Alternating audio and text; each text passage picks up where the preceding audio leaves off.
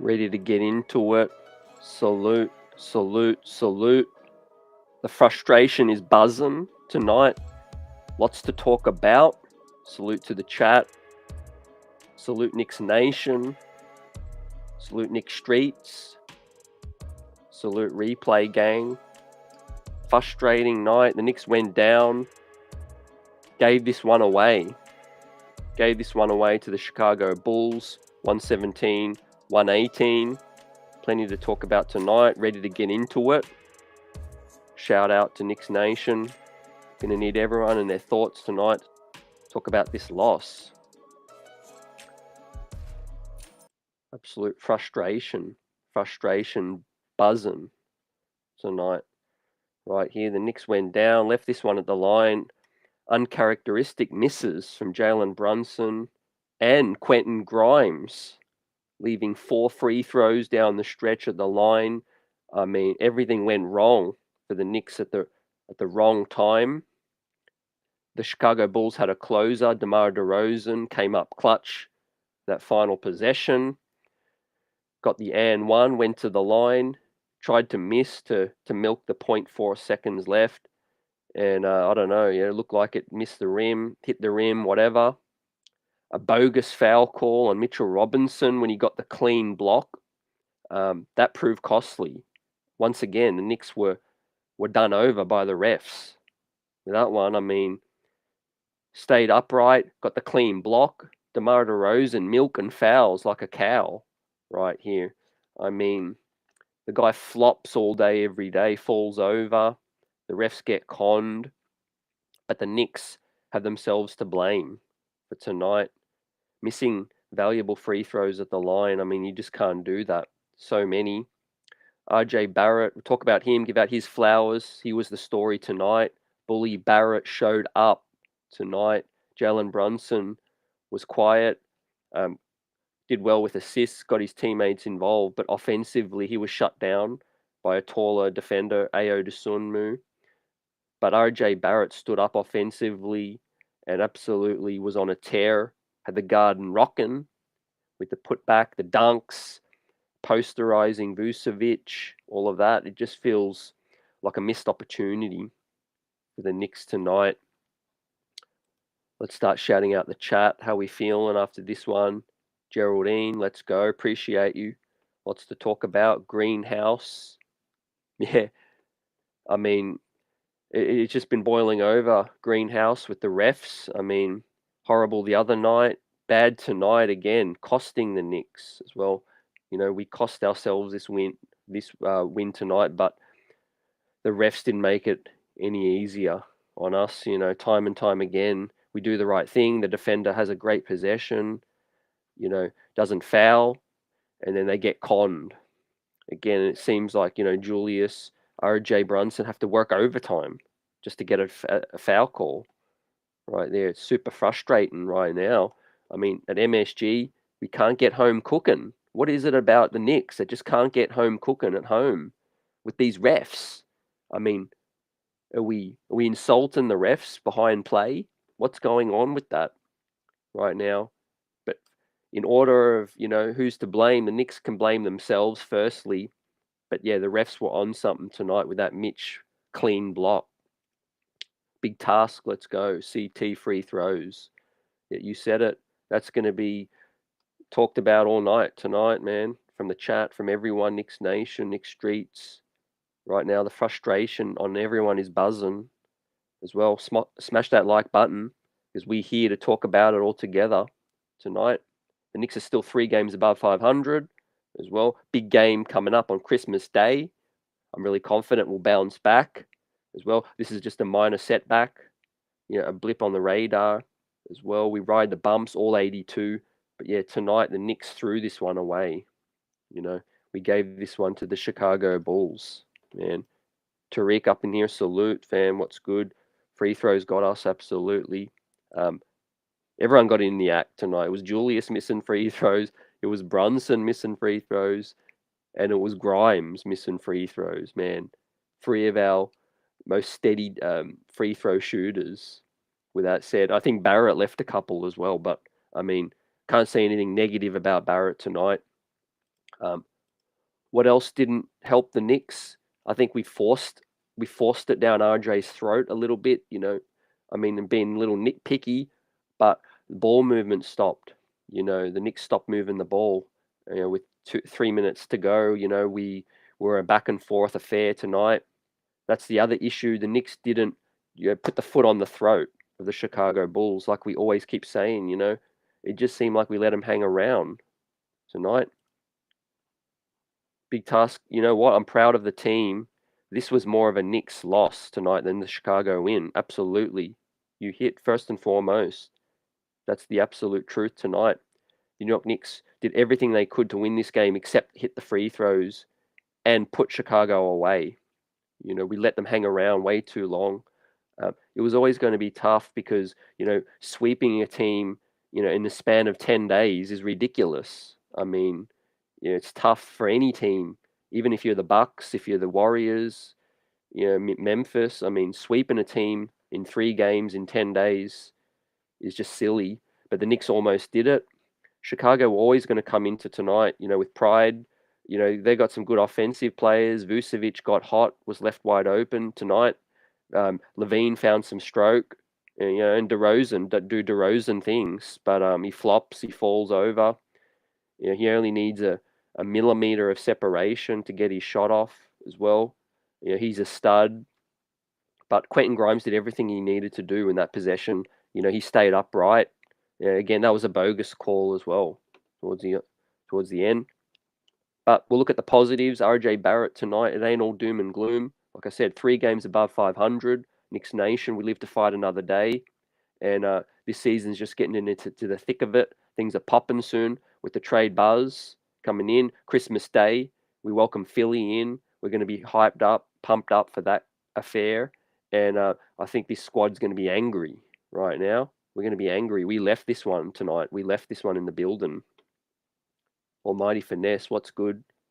Yep, we'll talk about the trades tonight as well. EJ may pop on later in the show as he's out with family, but I'm here ready to chop this thing up with you all. And shout out to the chat, the best chat in the biz. Let's go. Right, give us your thoughts after this heartbreaker tonight. Right, you're going to see these games in 82, but it doesn't make it any easier to stomach. I mean, doesn't make it any easier. When you it's a self-inflicted wound tonight. But I always pay credit to the opponent too, because Chicago got some closers. That's all you need in the NBA. They had some shot makers, and even though Brunson, couldn't get it going offensively, he still did things to help this team win. But we had our guy Barrett.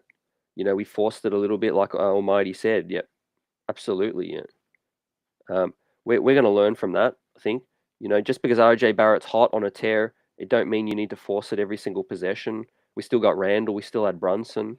A big decision from Thibs to take out Quick and insert Quentin Grimes. Quick was playing really well tonight. Can't be mad at that, because it's hindsight.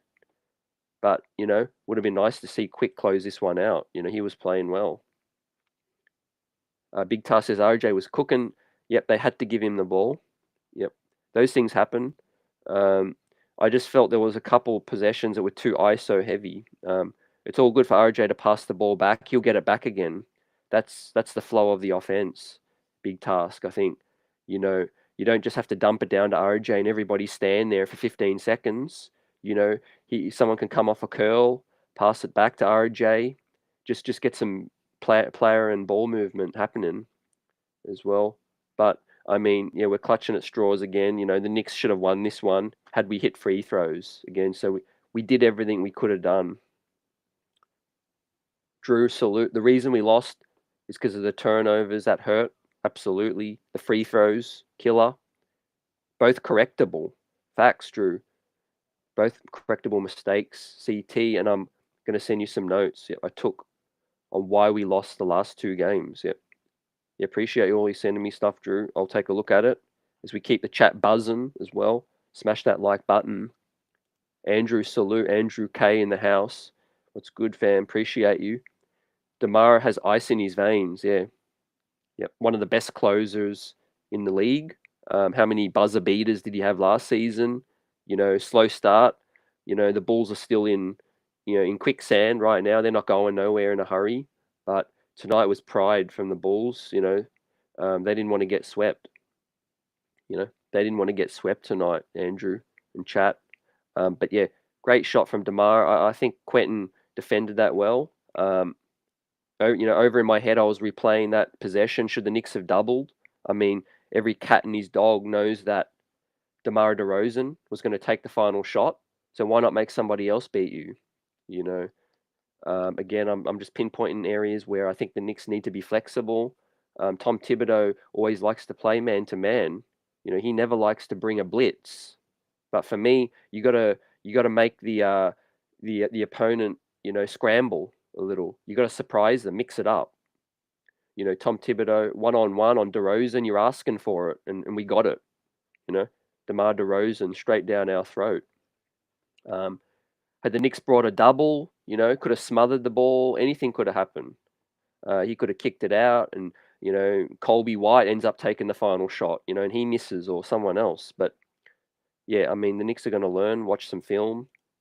Like Almighty says, that's the thing I love about Knicks fans. We pay respect to the opponent as well when we see some good play. DeRozan was the closer tonight. The Knicks fell short, man, as well. But autocorrect, yeah, we can fix these mistakes. G Money, salute. Disgusting loss. Yeah, it hurts, fam. It hurts. Trini, salute. What's good? And yeah, we're pinpointing a few things. The free throw things are the low hanging fruit tonight. I mean, it's a make or miss league. Make no mistakes about it, Knicks Nation. But the Knicks, will learn from a lot of different things. RJ Barrett burst out of with a big performance tonight. Best performance of the season. That's only good things to look forward to. Is Star J Barrett was Star J tonight, man. Salute. He's going to be all over Sports Center, box office, YouTube, highlight reel, all of that from that poster he put on Nikola Vucevic as well. But yeah, the refs hurt us again tonight. Again, I keep going to that bogus foul call on Mitchell Robinson. I mean, I don't even know how you see a foul call in that situation. Man, the man's went straight up, got a dirty, clean block with that situation straight in his face. But man, I just can't believe Jalen Brunson and also Quentin Grimes were the ones to miss. But everyone has their day. Yeah, like Trini hits on as well. We came up against a very desperate team, both last two games. Yep, very good players that came up short. Yep. That's going to happen in the league, fam. That just goes to show no matter on a 7-game win streak, 8, 9, you got to stay hungry to win in this league. And you got to respect the opponents as well, fam. But, they're not horrible losses. We should have beat Toronto and we should have beat the Bulls tonight as well. So all you got to do is take a quick look at some film and put it in the rearview mirror. Right, let's get ready for Philly. As you see the games coming up, we'll look ahead tonight. We'll give out the grades as well. We'll be starting with RJ Bully Barrett, Broadway Bully Barrett tonight. Give him his flowers because he deserves it and some tonight. We're going to celebrate that performance from RJ. He was clutch, hitting buckets down the stretch, assisting as well, playmaking. But like Drew said, that the turnovers hurt the Knicks tonight. A lot of turnovers tonight. Yeah, the missed free throws. We had 16 turnovers tonight with that situation, and it just didn't help the Knicks. Down the stretch, we let them hang around, and that's what happens when you're playing a good team with good offensive weapons. Yep. Like Tariq said, we did everything we needed to do except hit the free throws as well. We get them, and we're looking at another win streak coming up, baby. But let's get it after Philly, and as you see, we got Dallas, San Antonio, Houston, a small road trip as well. So a lot of trade talks going to be heating up in this league, fam. A lot of pieces becoming available right now. We're going to be talking about is there any bigger or complementary pieces that this Knicks team could do with right now. But I really like the performance from Quick, like I said. to support RJ tonight. I think Quentin Grimes played really well. Let's give a quick note on that because Quentin Grimes was out, as we know, against Toronto. He came back. The ankle looked perfect. No issues there. It was just a rolled ankle. He's good to go. He was quick. He was sharp off the dribble drive, attacking the closeout. The jump shot was looking good as well. Quentin Grimes comes back in. It seems like he doesn't miss a beat. You know, I love when he attacks the closeout, the dump down to Mitch as well. He's got great court vision. As Quentin Grimes, he's a huge part of this team right there. Now, no doubt he's going to be down on himself as RJ, as Brunson is, Randle, but these things happen. You know, you miss the free throws. You live to fight another day. We're 3 games still above 500 in the clear 6th seed right now as well, ladies and gentlemen. As I'll just double check, confirm the standings right now. The Knicks move to 18 and 15, still 3 games above 500, outright 6th right now. The Hawks are 17 and 16, right behind us, but we are still in clear 6th. Philly above us in 5th at 19 and 12. With Philly coming up, a huge win there is going to be a 2-game swing. So huge game on Christmas Day. We back on Christmas. Everyone's going to be hyped up. Let's get this one. Let's erase this bad loss, with a huge win against Philly on our home floor. And I hope the Garden crowd represents. I hope they come out, And to hell with all these tourists in the building. Let's get the most diehards there. Make it a huge hostile environment right there. Nothing irks me more when I'm watching the game and it's just dead silence. You know what I mean? The New York Knicks should really have home court at the Garden, make it difficult for the opponent, and all of that stuff. We've talked about it with EJ. We'll talk about it more. Big task. Yeah, if Grimes and Brunson hit it, then the Knicks win. But the stats for the Knicks were pretty good. Yep. You could say for 3 quarters and 3 and 95 quarters. I mean, the Knicks did everything they needed to win this one, but we just let them hang around. I felt like a couple of bad possessions, a couple of bad shots. Randle was hitting the 3-ball nice, but man, was he shooting volume right now. Julius is not afraid to jack up the 3-ball right now. He's coming off curl, he's coming off the screen, he's shooting it full of confidence. Drew also talks about our schedule. It's picking up. It's getting easier after Philly until Jan 20. We'll dissect that, Drew. But you can't take any team for granted. I mean, Houston got talent. I mean, I'm happy with this team and the progress we've made, but we can't get ahead of ourselves. We got to continue to play hard, establish that identity that we use to win 8 in a row. We can't let go of that. We can't. We've got to take pride in getting stops. Our offense is good enough to win. But yeah, Deuce McBride, Quentin Grimes are really helping us out. Julius Randle's giving forth a better effort, defensively. Mitch has been an absolute beast. Mitchell Robinson is a difference maker for this team as well. As long as he stays healthy and these Cats play strong D on the perimeter, then we're going to be in every single game right now. But we got to play smart. We can't turn the ball over like we have the last 2 games.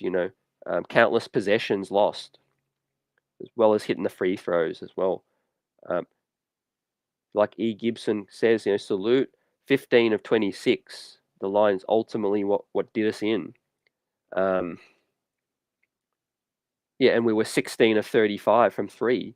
Well, that's not going to happen every night. So let's correct that. Let's correct this thing, man, because our 3-point shooting's coming a long way now with Quentin Grimes in, with RJ shooting better. We'll talk about it. Yeah. Drew was on the Twitter space, saw one fan crying their eyes out, talking about how this game was a wake-up call and how our team is not as good as we think. Look, that's a silly, you gotta. We evaluate every single game in all 82 like we do, but you got to understand the bigger picture. This thing, it's 82 game season right now. every NBA team can defeat another NBA team, all of that stuff. And like I said, what cannot be lost was that this was the third game against the Chicago Bulls in 10 days, ladies and gentlemen. That hardly ever happens. It's kind of ridiculous. When everybody saw it on the schedule, when it dropped, we're kind of like, what's going on, with that. And it's frustrating. We beat the Bulls twice on their home floor, lost the one on our home floor. But that's just what it is, really.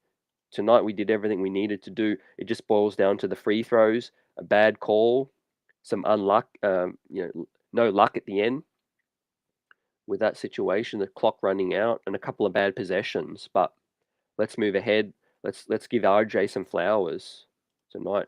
Let's pull up the box score, ladies and gents. Here we see. Let's talk about RJ first and foremost. Broadway Barrett back with a bang. What was your most pleasing thing about RJ tonight? To me, it was just everything. We obviously love to see an efficient RJ, no doubt about it.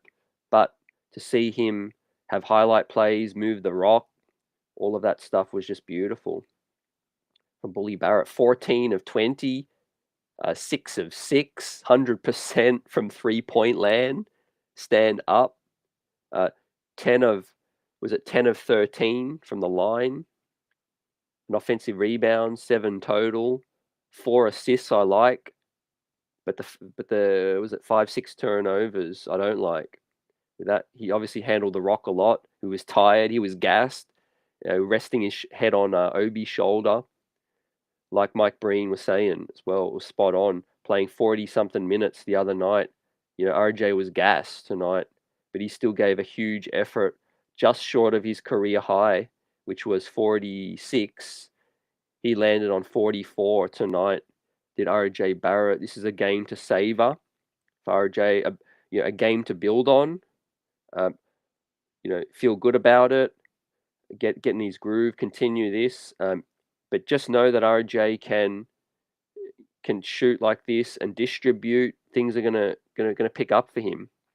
The playmaking's huge for RJ. 4 assists, plus he should have had a few more. Fired a pass into the second row.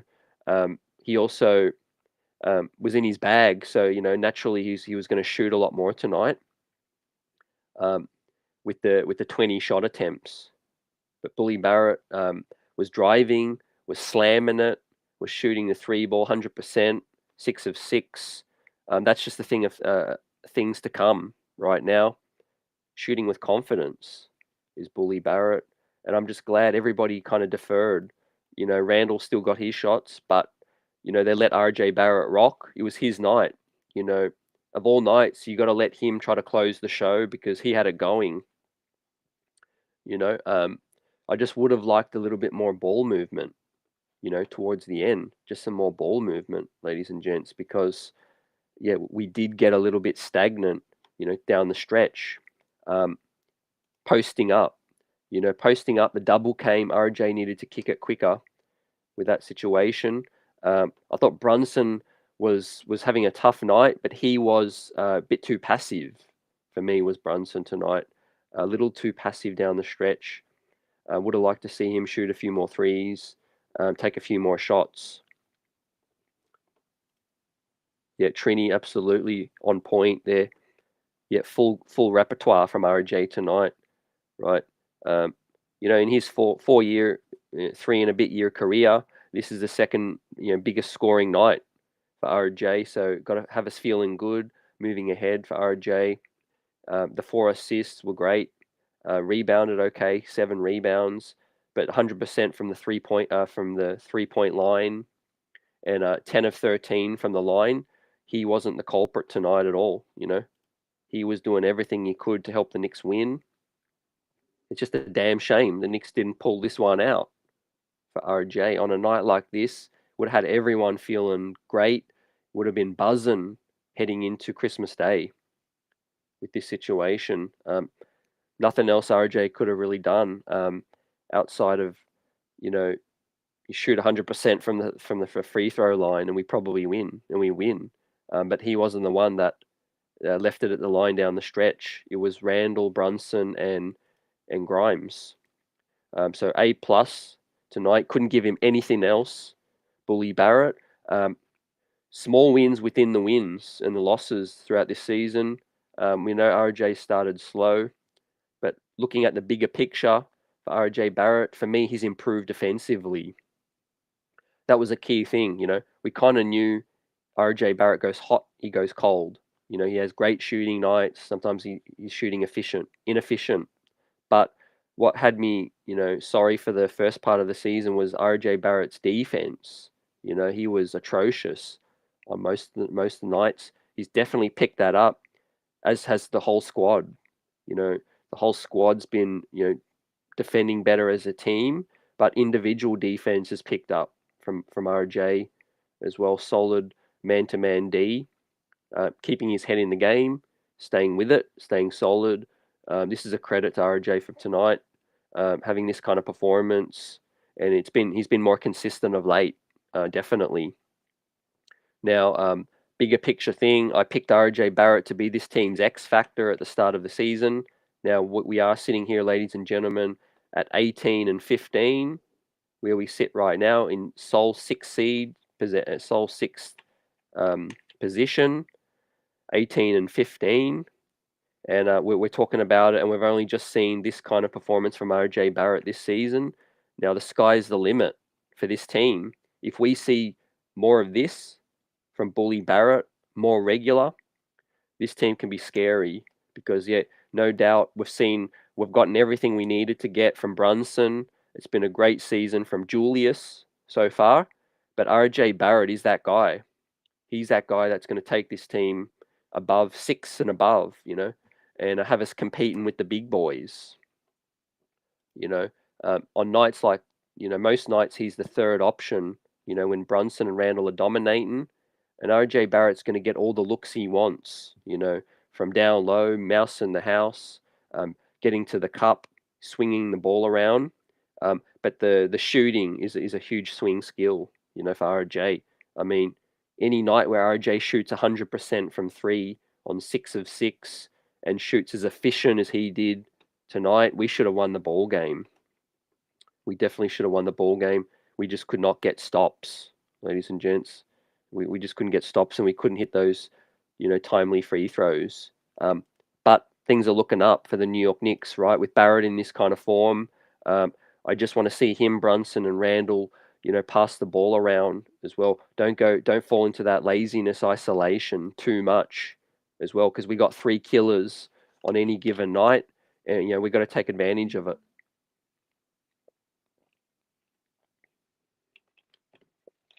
Also, no coincidence when Quentin Grimes gets back into the lineup, the ball flows. The ball moves a lot better when Quentin Grimes is out there. He's solid off the dribble. He gets to the cup and kicks it out. So a lot of situations where the defense is collapsing. Yep. Almighty says players that are not playing got to go. Yep. We got 3 dead roster spots. Essentially. Well, I mean, Derrick Rose can probably hang. We need a bit of insurance. But D Rose ain't what he's been in the league. He's lost a step or two. Definitely still helpful. With that said, I mentioned a couple of vets that let's say if we did trade quickly or we did trade Rose, a vet that can always come on and contribute. A guy like Goran Dragic, I thought his minutes tonight were telling. He kept the balls in it. Goran had some great minutes for them. He hit something like 6 to 8 shots 8 points in a row, as well. We left him open, but he's a solid veteran. If the Bulls tank and the Bulls have a fire sale, there'll be some contenders. Look out for Goran Dragic as well. As a guy who can sit on your bench, not complain, but whenever you need minutes, he can come on and be productive, most of the time. So A+ for Bully Barrett tonight. I mean, trying to think of what else I could add. He didn't get a block, didn't get a steal. That would have, obviously helped out tonight. But his 4 assists, less turnovers would have helped. There was that play where Bully was, out in transition. I think he was trying to go 1-on-3. He was definitely, feeling himself tonight in that situation. It's plays like that where he'll improve and develop more. I think he should have, pulled up on that situation. His dribble as well can be pretty high. Can RJ, if he gets that dribble down low, gets it, tighter, he'll be a much better player. That's another huge swing skill that I keep talking about with Barrett. It's not just shooting. If RJ Barrett can get that dribble lower and tighter, he'll be able to operate in traffic, a lot more. Yeah, it's funny as we say, man, in the blink of an eye, the Bulls are on a 3-game winning streak right now. Yeah, almighty. Appreciate that point because, yeah, they escaped with a buzzer beater against the Hawks, and now they've escaped with a buzzer beater against us, basically, as well. Yeah, this is a crazy league right now. What a crazy season it's been. Any team can beat anyone tonight. But yeah, mostly proud of these Knicks tonight. They should have pulled this one out, but the schedule makers, the refs, all of that didn't help tonight because playing, a decent team, a play-in kind of team 3 times in 10 days, it's tough. It's absolutely tough to sweep them, with that situation. Now, let's give out some more grades. Let's give out a grade to Quentin Grimes. Secondly, 36 minutes. Was 3 of 11 tonight, 2 of 8 from the line, from 3, sorry, and 0 of 2 from the line. Ultimately those were heartbreakers. I mean, for us tonight. What else can you say? Quentin Grimes is going to be feeling down about himself, but young player in the league, he'll bounce back. He just needs to let this one go. I mean, to be honest, we're frustrated right now, but there's nothing to pout about. We're 3 games above 500 in sole possession of the 6th seed right now. So, yes, we're giving a few away, but some easier games coming up. Now's a real critical point in this season where the Knicks just need to stay with it, stay healthy, defend like they've been doing, move the rock. Brunson on a tear still, Randle and Barrett awoken now. A giant has awoken tonight with Barrett, and with Quentin Grimes healthy, we're going to be a nightmare to beat on most nights for any team with that situation. But it's just great to have Quentin Grimes back, have him healthy. 3 rebounds in 36 minutes. He's usually a better rebounder than that. He's Q dot. Just 1 assist, a block, 2 turnovers, 2 fouls. Was a minus 12, 8 points. So quiet night for Q dot, but working his way back in. The on-ball defense was helpful, was there.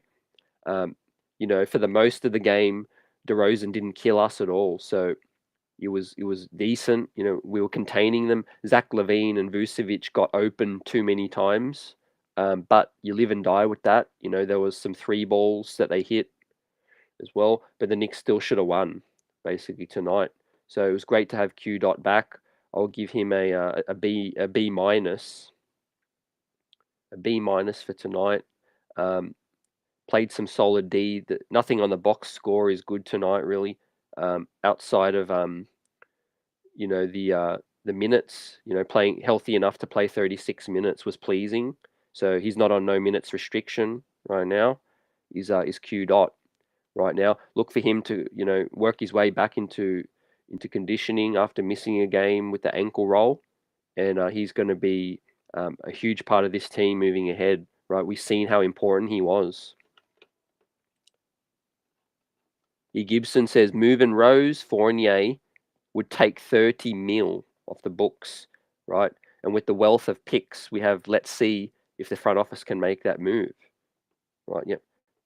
Best believe they're going to make a move this trade period or before the trade period, right? Whether it's just addition by subtraction, getting out of Fournier and Rose or Cam, maybe a bigger splash with IQ. I wouldn't put anything past this front office. They dangled RJ Barrett in a Donovan Mitchell trade.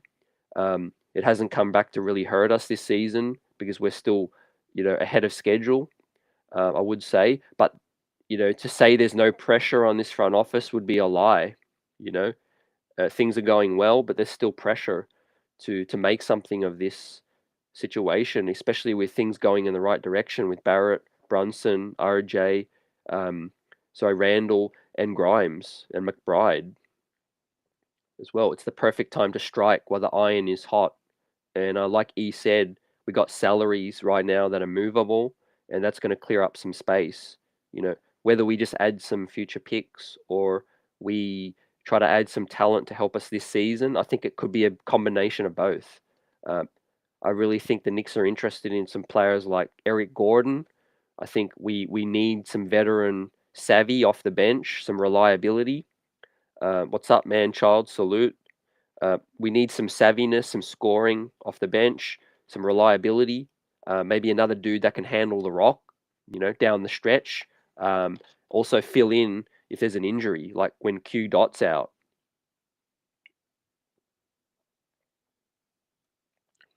We saw how much we missed Q Dot against Toronto. Manchild, chat, Nick Streets, Cormega, salute. Happy holidays to everybody out here as well. We still buzzing right now.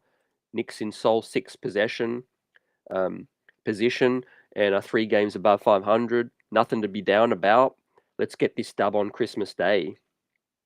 But how do we make improvements? Looking ahead, I really feel like we need a solid scoring, ball handling wing off the bench. Now, a lot of fans will be mentioning the word Cam Reddish right now. He could help this team defensively. I just think the front office has made their decision with him. It's a situation with a lot of factors. It's the salary, it's the contract, the fact that you've got to pay him right now. He's inconsistent with offense and defense as well. We need more consistency with that. I really feel like a dude like Eric Gordon could sub in for Quentin. If Quentin Grimes misses time, Eric Gordon's that kind of guy that's like for like, kind of a spot up shooter, solid defender, solid size, can play make a little as well, can dribble, and brings experience, something that this team needs more of as well off the bench. Absolutely, yeah. The worst loss was OKC. I agree, but I also feel what Manchild's saying as well in terms of this one just feels worse. It's self-inflicted. Yeah, tonight, self-inflicted. Almighty doesn't want Eric Gordon or Jay Crowder. I don't want no parts of Jay Crowder, but Eric Gordon, the salary situation is interesting. To me, it would depend on what Houston want. If they're giving him away, then I would make a bid. A dude like Terrence Ross from Orlando is a dude that could fill it up off the bench too. Because I'm telling you, we're going to run into some trouble if the scoring dries up off the bench. If the other team turns the tap off, then our starters, we've got to put them back in straight away. We're going to run Brunson and Randle into the ground right now. And while quickly is still nice, we need more off the bench. We need a Jordan Clarkson kind of guy. We need a sharpshooter off the bench that's going to keep the scoreboard ticking over right now. Some reliability as well. I mean, Hartenstein, Jericho, Deuce, and Quickly. If Quickly's having an off night, I mean, we'll go cold real quick. And then what? Then we're stuck right now. So yeah, chat, that's that's my line of thinking. I want to hear yours. Tell me who you think will help this team out. Given we know our flaws, yeah, we kind of know the holes we got to fill right now. You tell me as we approach the trade period, everything starts to ramp up a notch right now. Now let's talk about JB. His off night tonight in his 38 minutes was 5-15, 1 of 3. That's what I was talking about before. He was passive tonight as well. In no world do I want Jalen Brunson only shooting 3 threes on this team, right? He's our best offensive weapon, and he's our point guard. He's got the ball in his hands. There's no way he should be shooting only 3 3-pointers attempts tonight. I know Dosunmu, was locking him down. Dosunmu had size on him. He picked him up full court. Um, but yeah, that's what I mean about Brunson. It just felt like he wasn't taking some of the attempts that he should have, even though Barrett had it going. Um, Unusually, he only got to the line 4 times as well. We've seen Brunson get to the line a heck of a lot more tonight, than tonight. Um, but what I love, he always gives us something, this Brunson, even on a low night. 9 assists. I mean, stand up. 9 assists. That's great. I mean, how many players on this team this season have had anything close to 9 assists before? So he still finds a way. He still helps, moves the ball. Um, he was just a little passive tonight offensively. -7, 12 points.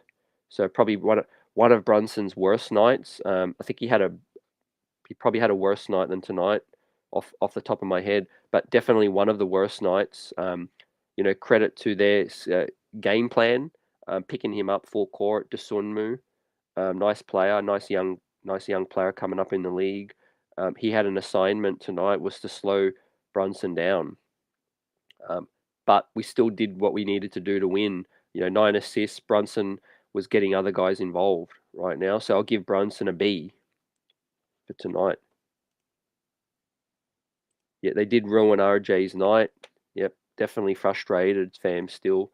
But it's a quick turnaround, man. Christmas Day, let's get after it as well. Things happen over 82 games. The missed free throws suck, but I'd rather it happen like early in the season too. I mean, we're still a pretty young team. Guys like RJ, guys like Grimes, they're going to be in these close games more and more. And, all things look like we're going to be in a playoff push. We're going to be in a playoff battles at MSG, hostile arenas, Barclays. You said it, you know it. So to get this bad one out the way, for Quentin Grimes especially, leaving a few at the line, he's going to have to, use this experience and learn from it. Learn from it tonight. OG Anunoby, yep, absolutely looks to be one of the bigger names available, and I do think he'll be moved. I really do. I think Masai Ujiri's not going to mess around. I think Toronto are too far down. Where are they sitting at the moment? 10th seed. The Raptors in the 10th seed, 15 and 18. Pascal on a tear, of course. Gary Trent still out, but the way, I don't know, something about Masai Ujiri and just what he's said in the past makes me think that the Raptors, especially with a couple more losses, will try to shake it up a bit, because he's not a fan of being in the middle, is a Messiah. He either wants to be ascending or down below, especially in this crazy generational draft right now. Buzzer beater with a great point as well. I've been feeling this for a while now, fam. I'm glad you brought this up, because, yeah, the Knicks are missing a stretch five. We saw Vucevic tonight, stretch us out. Yeah, that's a great tool to have in this league right now. It doesn't have to be a starting center. It doesn't have to be a guy that plays a lot of minutes. Just to something that'll give us a different look, off the bench, with Quick, with Obi, playing with a stretch five off the bench. That'll be nice as well. Any names that stick out to you, fam, let us know. He says, I think we need an athletic wing and another legit scoring option. Yep. Yeah, not wrong, fam. In an ideal world, Cam Reddish is that athletic wing off the bench, and Derrick Rose is that scoring option off the bench. It's just weird how the way it's played out this season. Derrick Rose, for as good as he is as a backup right now, he's just lost it in terms of being that dependable scorer that he was. Ed, salute. What's good? Let's go. How you feeling after this tough loss tonight? Almighty, what am I giving up for OG? If the Raptors are moving on from him, they're not settling for anything less than picks. I think picks and another young piece. So I would definitely give up Obi or Quick, not both of them. I'd give them Obi and or Quick, and if they wanted a Deuce McBride, and if they wanted Rokas and a first round pick, um, I think that'll help this team. That'll help this team a lot. Tariq, RJ's a consistent shot away from being an all-star. You said it. Yep. Preach. Preach. You said it with that. Um, yep, absolutely.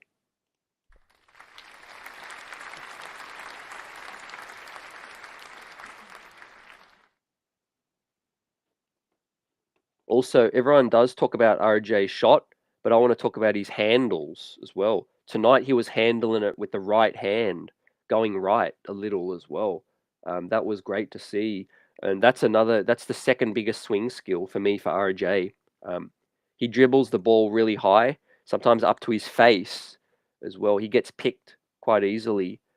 If RJ, I know he's a big guy, 6'7", if he can lower that handle, tighten it up a little, and also get the shot going, like you said. That fadeaway step back was nice.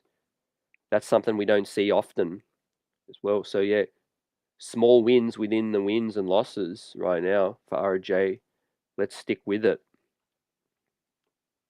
He says Brunson probably back-to-back worst games as a Knick.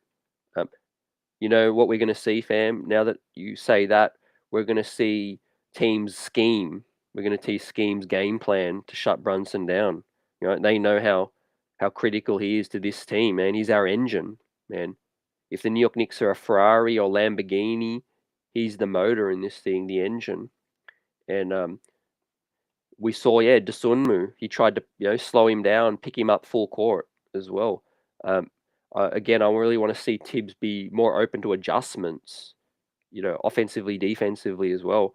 I would have loved to see us trap DeMar again towards the end. I mean, let me ask you guys, how many years has DeMar DeRozan been in the league? Right?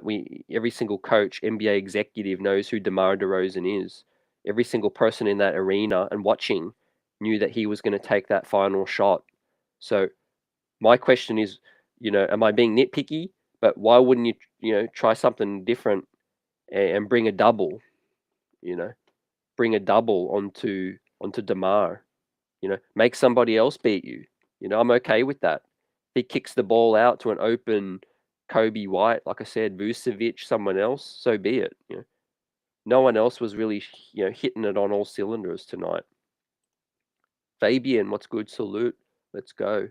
Streets is buzzing. Chat's buzzing right now. Smash the like button. And we here chopping this up, win or lose. We're here, as always. The best chat in the biz. B. Willis up in here. Salute. We need a 6'10", 6'11" at the forward spot. Y'all know we are tweeners in this league. Certainly, the NBA is a matchup league, man. The Pascal Siakam thing, we just didn't have anybody to match up on him. Randle was too big, too slow. He's too quick for Randle, and he was too big for RJ. But you're going to get that on some nights. I really feel like Grimes would have slowed Pascal down. In an ideal world, more size is definitely helpful. Absolutely, I feel you on that. Yeah, Masai, dealing with him is going to be tough with that. Yep, it's going to be tough dealing with that, man. But the Knicks. I talked about it last time. The Knicks are operating from more leverage, perspective, fam, because we're ascending still. These contracts we're trying to talk about, with Rose, with Cam, and with Fournier, we're not. We don't have to get rid of them. You know what I mean? You feel me with that? Um, they're expiring or they're expiring next season. So we're kind of like we canvass the league, see who's interested in them. Maybe those pieces can help another team. But I feel like if a team tries to fleece us or us for too much, we could just tell them to kick rocks. I mean, I'm happy keeping Derrick Rose, you know? Trust me, there's going to be a situation this season, Knicks Nation, where somebody, is in foul trouble, somebody sits out, somebody goes down. Derrick Rose is still going to be that experienced guy that can still score a bit. Um, I'm just looking for someone a little more prolific with that situation. Yeah. Like B says, never put out there who you want. It'll cost you more. Um, the cat's already out of the bag, fam. I mean, the whole league, um, yeah, the whole league is looking for OG Anunoby right now. The whole league's looking for upgrades, fam. um, yep. I'll tell you what, though, there'll be a lot of teams.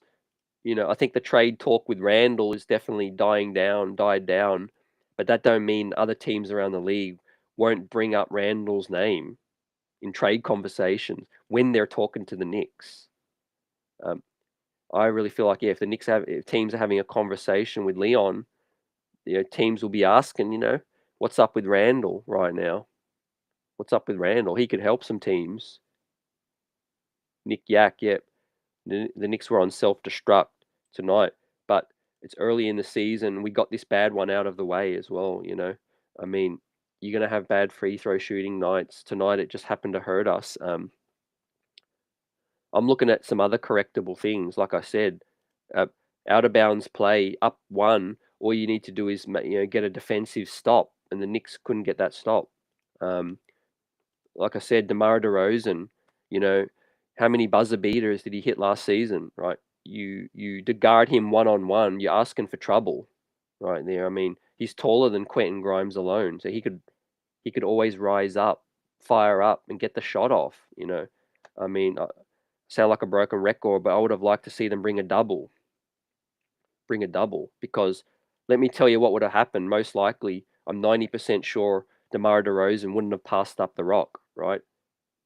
Most of the time, he's the closer. He's going to take that final shot.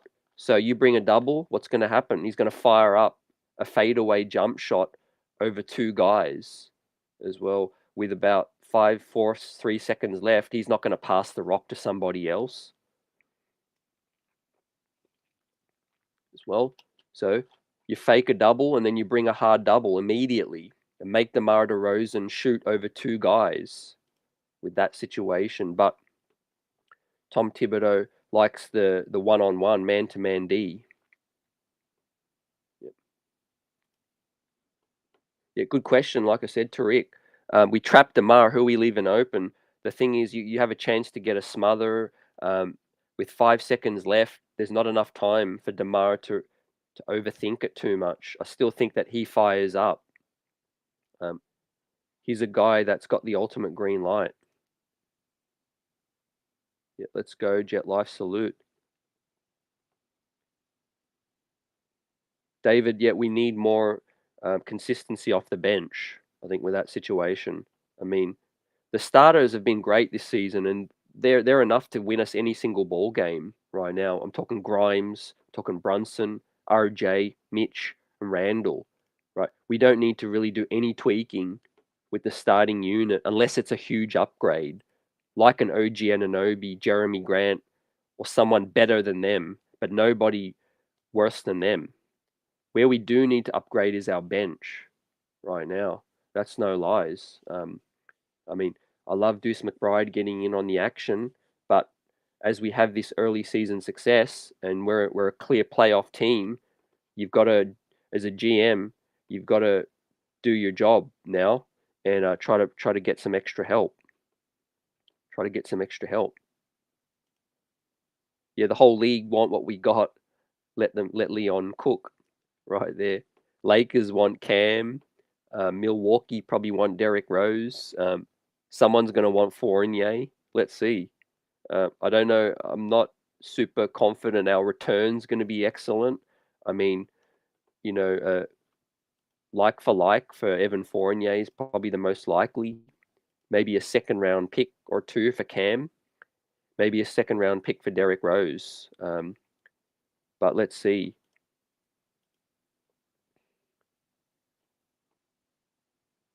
What's good, Sherwin? I watched that Toronto game 3 times.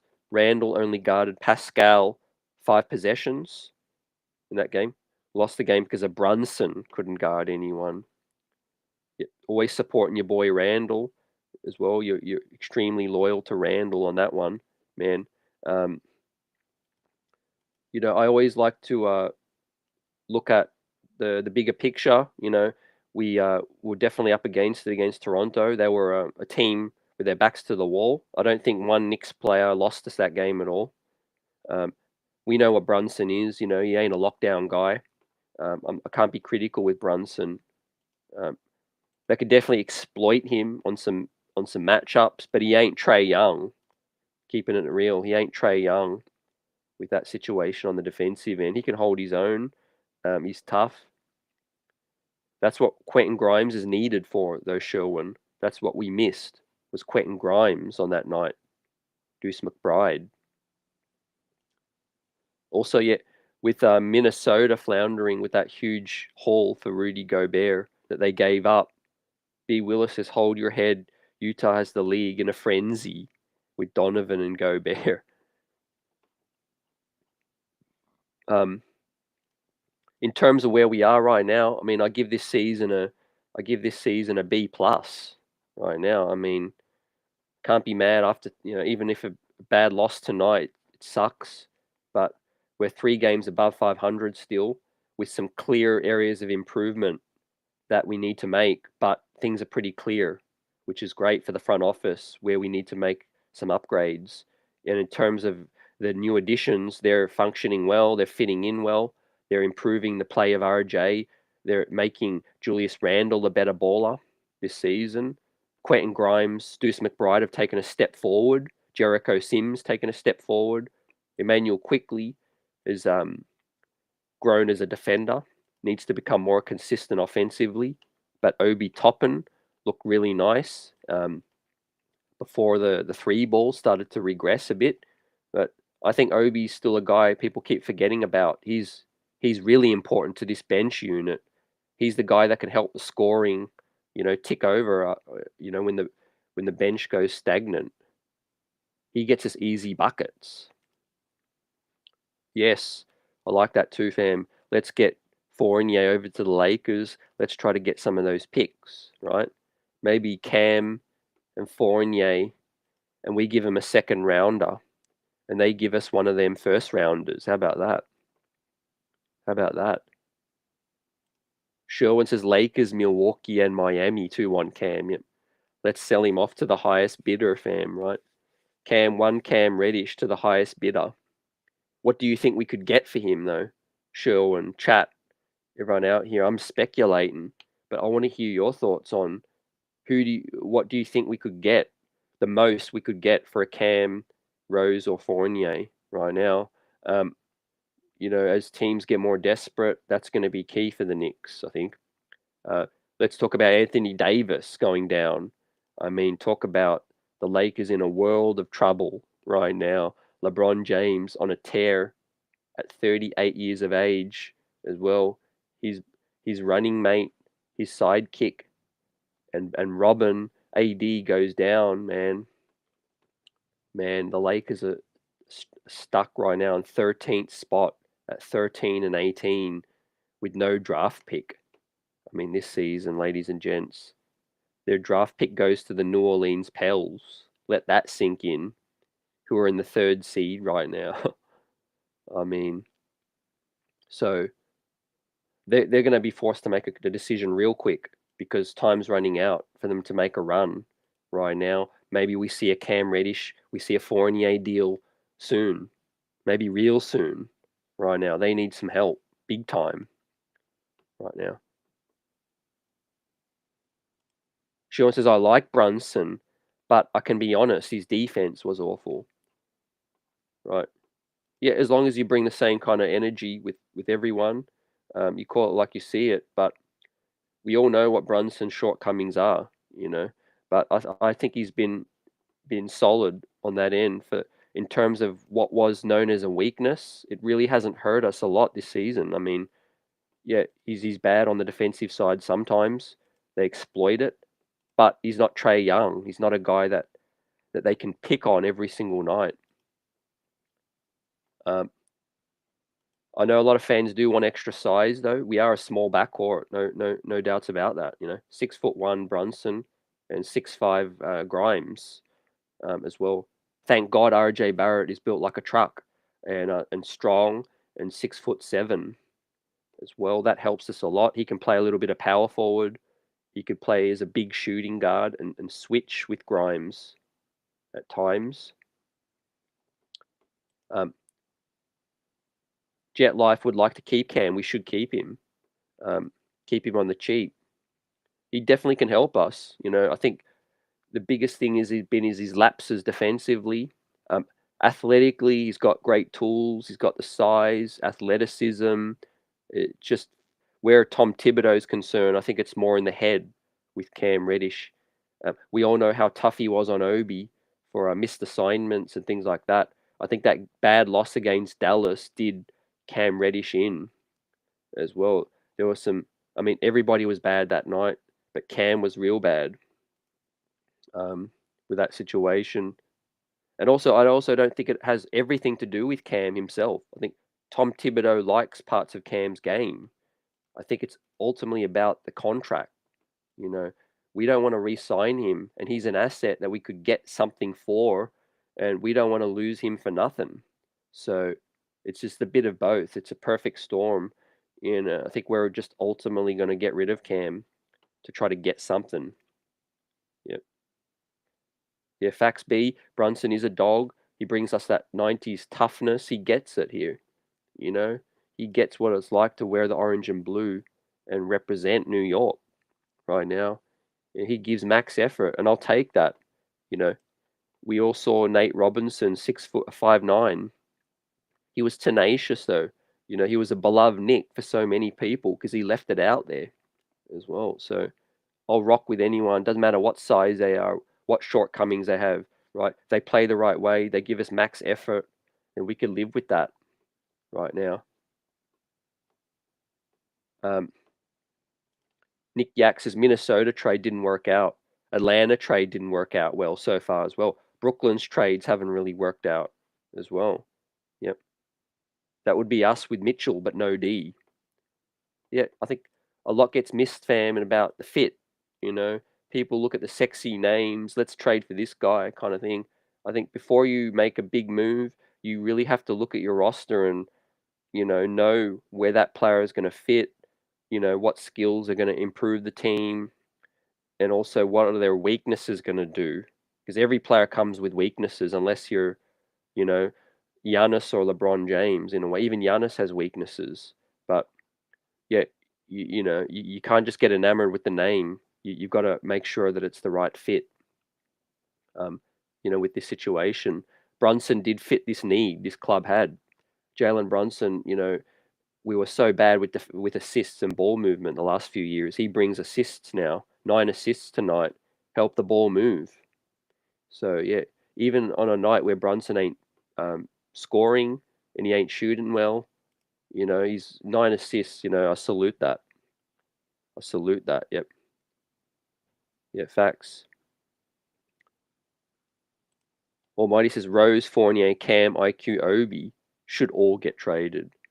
That's a lot of roster spots, fam. Um, One thing's for sure, I think this front office likes to do stuff in the summer as well. Draft night, best believe that's going to be popping with these picks we got and contracts up in the air.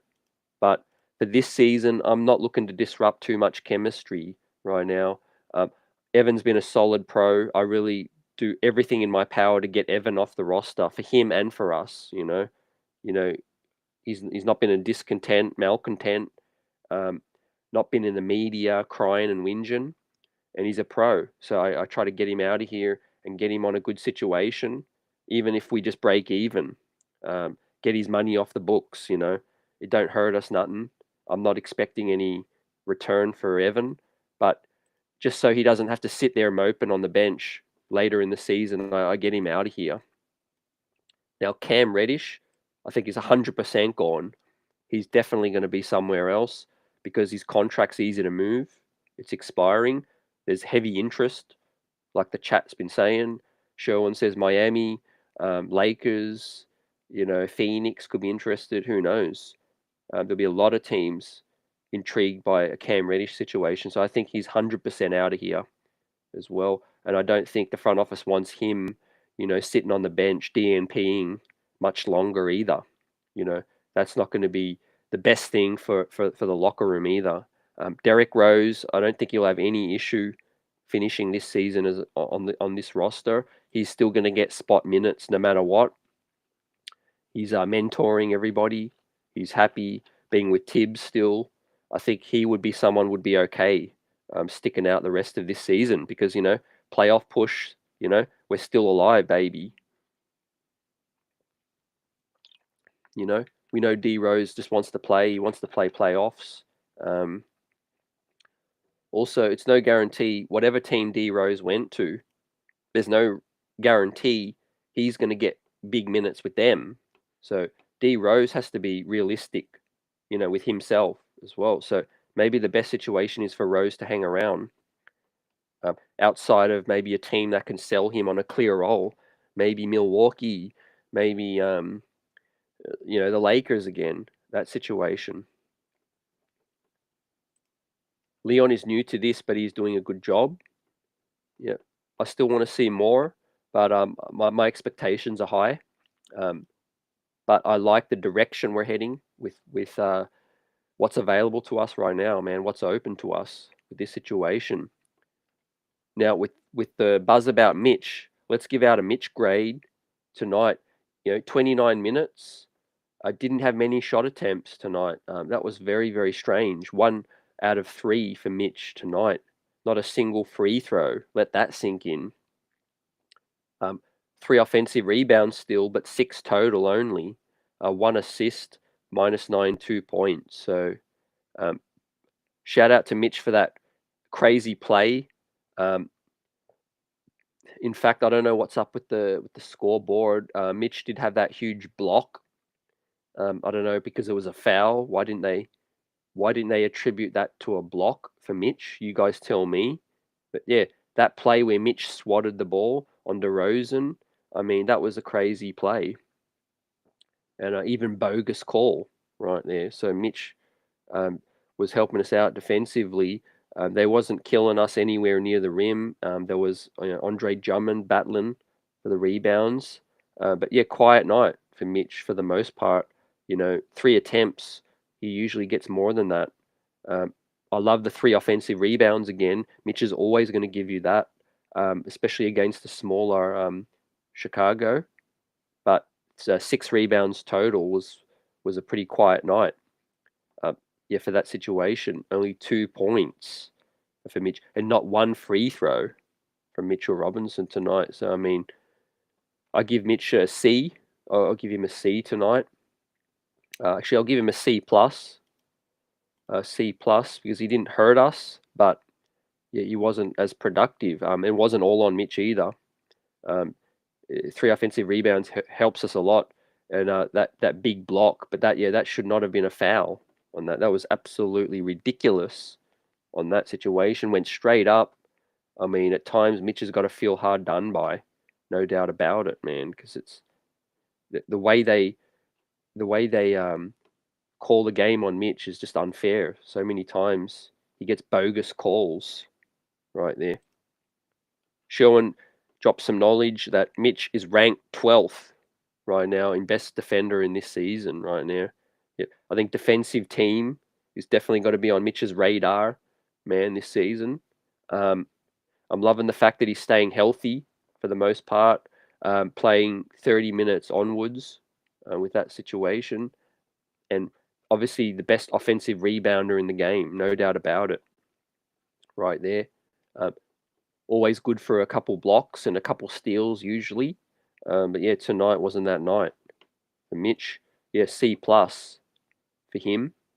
Now, as we round out the starters, Julius Randle had a great performance tonight. He was 11 of 22 and 5 of 10 from 3. But unfortunately, 2 of 5 from the line, left some critical free throws there, man, down the stretch, which hurt us. He was clutch the other night when he hit 6 free throws in a row, but tonight he missed some telling free throws, man. Obviously, Grimes and Brunson were the culprits mostly, but Randle left 3 at the line tonight. But 12 rebounds, was a beast on the glass. 3 assists, a steal, 2 blocks from Julius Randle, stand up. -9, 29 points as well. Was shooting the 3 ball well, wasn't hesitant. But man, 10 attempts. He's becoming high volume 3-point shooting right now, man. You sag off Randle, he's going to let it fly with that situation.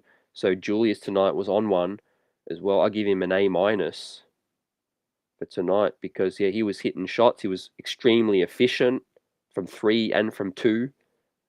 Rebounded really well. 3 assists is nice. 2 blocks is even nicer as well. So, yeah, I could probably give Randle, I could probably bump that up to an A even as well. Again, yeah, he's just been playing really well. And I think the key to this season for Randle has just been less attention on him, you know. I mean, Jalen Brunson adds a lot for this squad with playmaking, you know, with the 9 assists tonight. But the scoring load, you know, I think the last 2 seasons, Randle has been, you know, it's been obvious that he's been gassed many nights, you know, playing 40 plus minutes, 39 plus minutes on some nights. And I think this season, his minutes haven't had to be as high. He's definitely benefiting off the attention that the defense has to give Brunson. And also the 3-point shooting's back, ladies and gents. Definitely the 3-point shooting for Julius Randle has bounced back in a major way this season, right? Anytime your power forward can give you 5 of 10 from 3 is just huge, critical for this squad, you know. And Randle wasn't the reason we didn't win tonight, man. He was the reason we almost won, um, essentially, together with RJ. And yeah, I hope this shooting streak continues. You know, you leave him a little bit open, he's going to fire it away. With that said, he's not holding the ball up too much. He's making better decisions, quick with the outlet passes.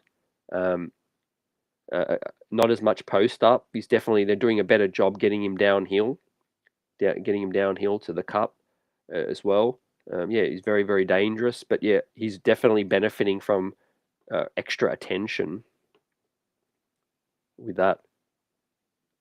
David says Mitch played better than AD.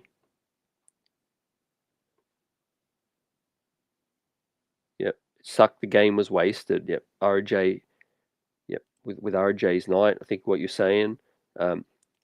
Sean says Randle IQ defensive ratings are just about the same. 111.3. Randle 111.5 IQ. RJ is now shooting 35% from 3. He was just at 22. Yeah. A lot of Knicks on the come up, man, surging with this situation. Like I said, man, our starters, I'm happy with it this season, man. We got a nice mix, a nice blend with Grimes and Mitch don't need the rock. They can play off ball. And you got Brunson, Barrett, and Randle that are your scorers and your dudes that are on ball, dominating the ball. 3 and 2 mixed up for this starting unit. Yes, we could be better with a bit of extra size, but this is our starting unit for this season, man. I think Leon Rose would be bold to make a big trade right now this season.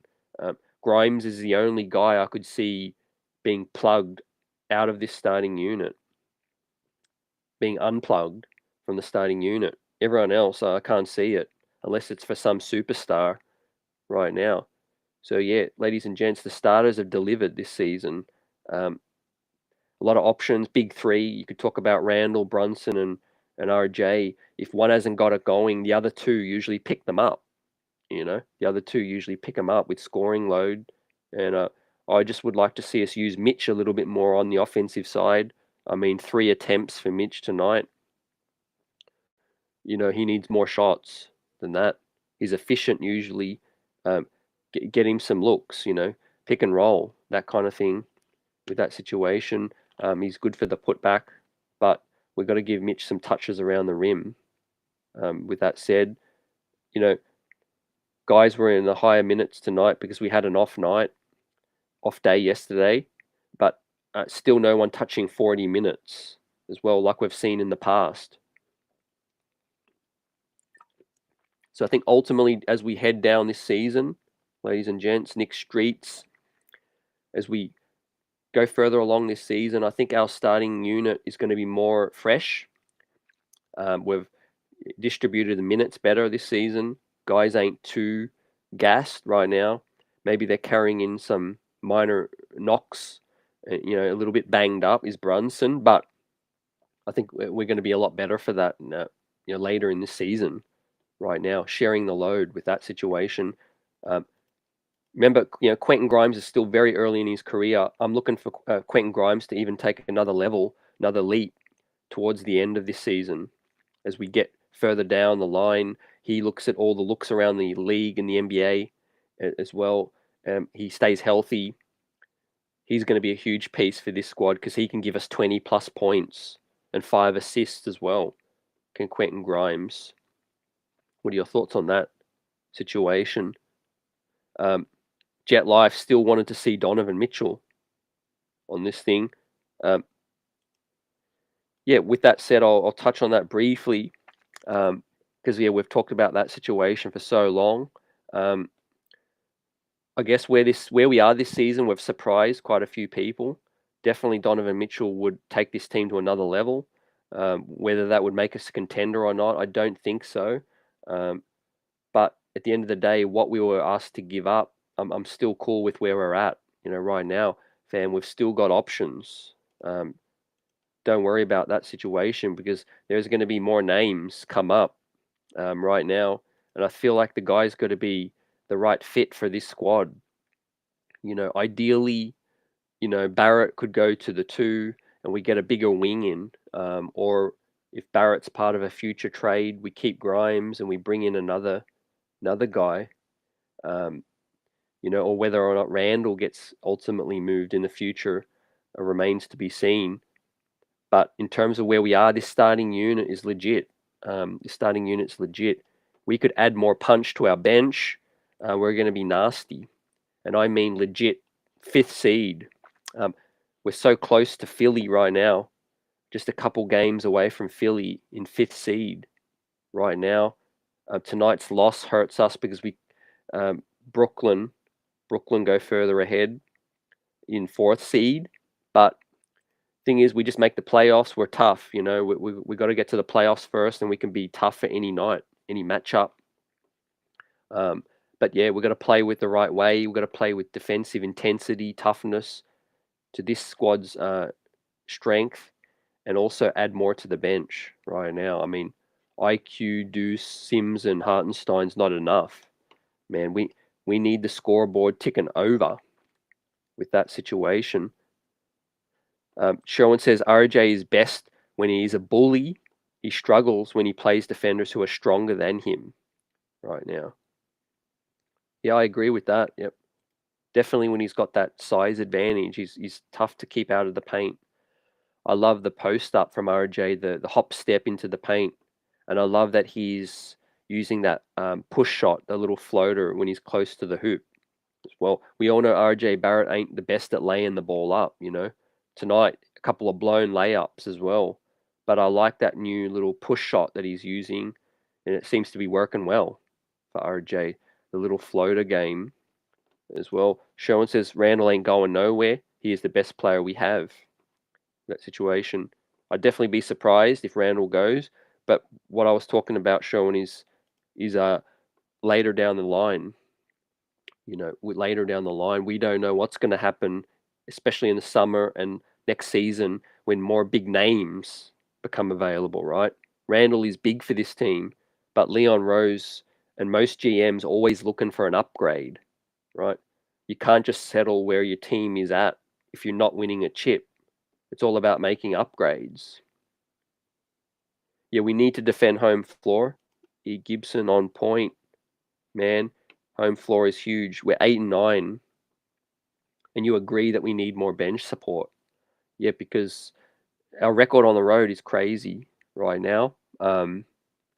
Continues to be that tough arena to play on, man. I mean, the other teams come in hyped, each and every night. Most teams come in, they've only got one game at MSG or two games at MSG per year, and everybody wants to show out at MSG. Everybody saves their best game for MSG. So think of these players we have that have to defend home court each and every night. It's tough. It's absolutely tough. Um, where I get ticked off is the crowd. I mean, tonight it's just like moments of the game, it's just neutral. I mean, you got a big game against Knicks Bulls. Knicks trying to recover after a loss, after an 8-game winning streak, and the crowd's pathetic tonight. I mean, blown call when Mitch, was called for that foul. You got guys at the opponents at the free throw line, the crowd not doing nothing right there. I mean, I know that's how MSG usually is, unless we play tough D, the crowd gets into it. But I think that's a huge part of it as well. Opponents start to feel confident. They start to feel comfortable. Look at the way Toronto started their game in the first quarter of the other night, and look at the way Chicago, started tonight. They started comfortable. We can't allow that. Once guys get comfortable on the road, it's tough. After that, Zach LaVine was giving us heat checks. Nikola Vucevic, all of that stuff, man. We're just lucky our defense has picked up. Otherwise, we'd be seeing things like we saw with OKC, 45-point barrage, man, that made us all sick right there. I'm just glad that those days are gone. Now, thanks to Deuce McBride, Quentin Grimes, and Barrett, Randle, everyone giving better effort. But we still got to make things uncomfortable to be better at home right there. We let teams get out of the gate too quick, right? So before we look at the road ahead, let's talk about the bench, the key area of weakness for this team right now. I love Deuce McBride's grittiness. I'll start with him. He's definitely an important part of this rotation right now, but we need to do better in terms of competing with the big boys. And we need better scoring option. I'm not 100% sold on a 9-man rotation right now. I think we definitely need to go back to a 10-man rotation when Obi comes back, and especially if we add another scoring piece. I'm talking about the Jordan Clarksons, Terrence Rosses, Eric Gordon's kind of thing, a proven veteran, in this league to supplement our bench, because we got enough young talent now. I know, a lot of fans don't want to give Thibs another veteran, but truth is Evan Fournier, Derrick Rose, Cam Reddish, they're veterans as well. So we're simply missing a spot right now for a veteran guy. Ideally, if Evan Fournier was a better defender, he would be that guy. He'd be that guy, that shooting guard off the bench that would bring us some scoring right now. And that's a guy like Terrence Ross, Eric Gordon, can handle the ball some. I don't know if Jordan Clarkson's going to be available, but there's talk is that they're in extension talks now with Utah. So yeah, I think most the Knicks fan base, Knicks streets agree. Our bench is a bit suspect right now. We look at the points that the bench provided tonight. Hartenstein 5 points, McBride gave us 2 points, and Quickly gave us 15 points. So that's 22 points off the bench. It's okay, but it's not really enough. Let's be real. We're going to exhaust our starters eventually if we continue to run with just this bench right now. Our defense is at a satisfactory to above level. It's time we start to bring in some extra scoring now. And some nights we're just going to have to outscore teams. I mean, this is the NBA. You can't shut down player after player after player. Some nights players are just going to go off, and the only way you're going to beat them is to outscore them. That's just the truth right now. Right, DeMar DeRozan, Zach LaVine, Nikola Vucevic, anyone else. Some teams can just score the heck out of it, and the only way to beat them is to outscore them. Right there. So with that said, we need better scoring off the bench, man. And that's a night where IQ was even playing well. Man, imagine if IQ wasn't playing well tonight. we probably would have lost the game by 7 points or more tonight. With that said, or we're going to have to run RJ Barrett 42 minutes a night so that he can, give us some minutes off the bench. So, I mean, yeah, I'm all about some names off the bench. You guys tell me. Obviously, Obi coming back is going to be huge. Does he just take Sim's spot? Yeah, maybe we keep it as is. That's something to watch. That's something to look out for, fam. But with Deuce McBride, he was +6, 2 points, gives you tenacious D, gives you toughness. I liked a couple of plays tonight where Deuce, kept his dribble alive. The 2 assists, he made a couple of nice dishes. Nice dribble drive dish. I think it was to RJ. Deuce McBride's definitely getting more comfortable being in this rotation for good. He just has his limitations, 10 minutes. Offense ain't his strength. Deuce McBride will come in, pick you up, play D for 10 to 15 minutes. I'm good with him staying in the rotation, absolutely. He needs to be a part of this thing and continue to see what we have in him, watch him grow. But offensively, he just doesn't have it right now, offensively, he's a weakness for this bench right now for a guard spot. Now, this team could definitely go to another level. Let's say you upgraded Deuce with someone else that can guard and score like Quickly can score, and those two are playing together, then our bench's backcourt is legit. Kind of like it was 2 years ago with Derrick Rose. Let's say tonight we had 2 years ago Derrick Rose playing alongside Quickly, it'd be a wrap. Like Chicago would not have hang around, kind of thing. So that's what I'm talking about. Whilst I love Deuce McBride, that's an area where we need to see upgraded right now off the bench. Right now, another guard like Quickly that can score and can defend as well would take this bench unit to another level and would help the starters out immensely. Getting the scoreboard ticking over. With that said, 22 points off the bench, that ain't going to cut it, really, with this situation. I mean, also, on top of that, look at the field goal attempts. Out of Hartenstein, Sims, and McBride, there's 5 shot attempts between those 3 players, So 3 out of your 4 players off the bench had 5 shot attempts only. Well, that's not enough. That's no scoring off the bench. With that said, so McBride, does what he does solid. I'll give him a C+.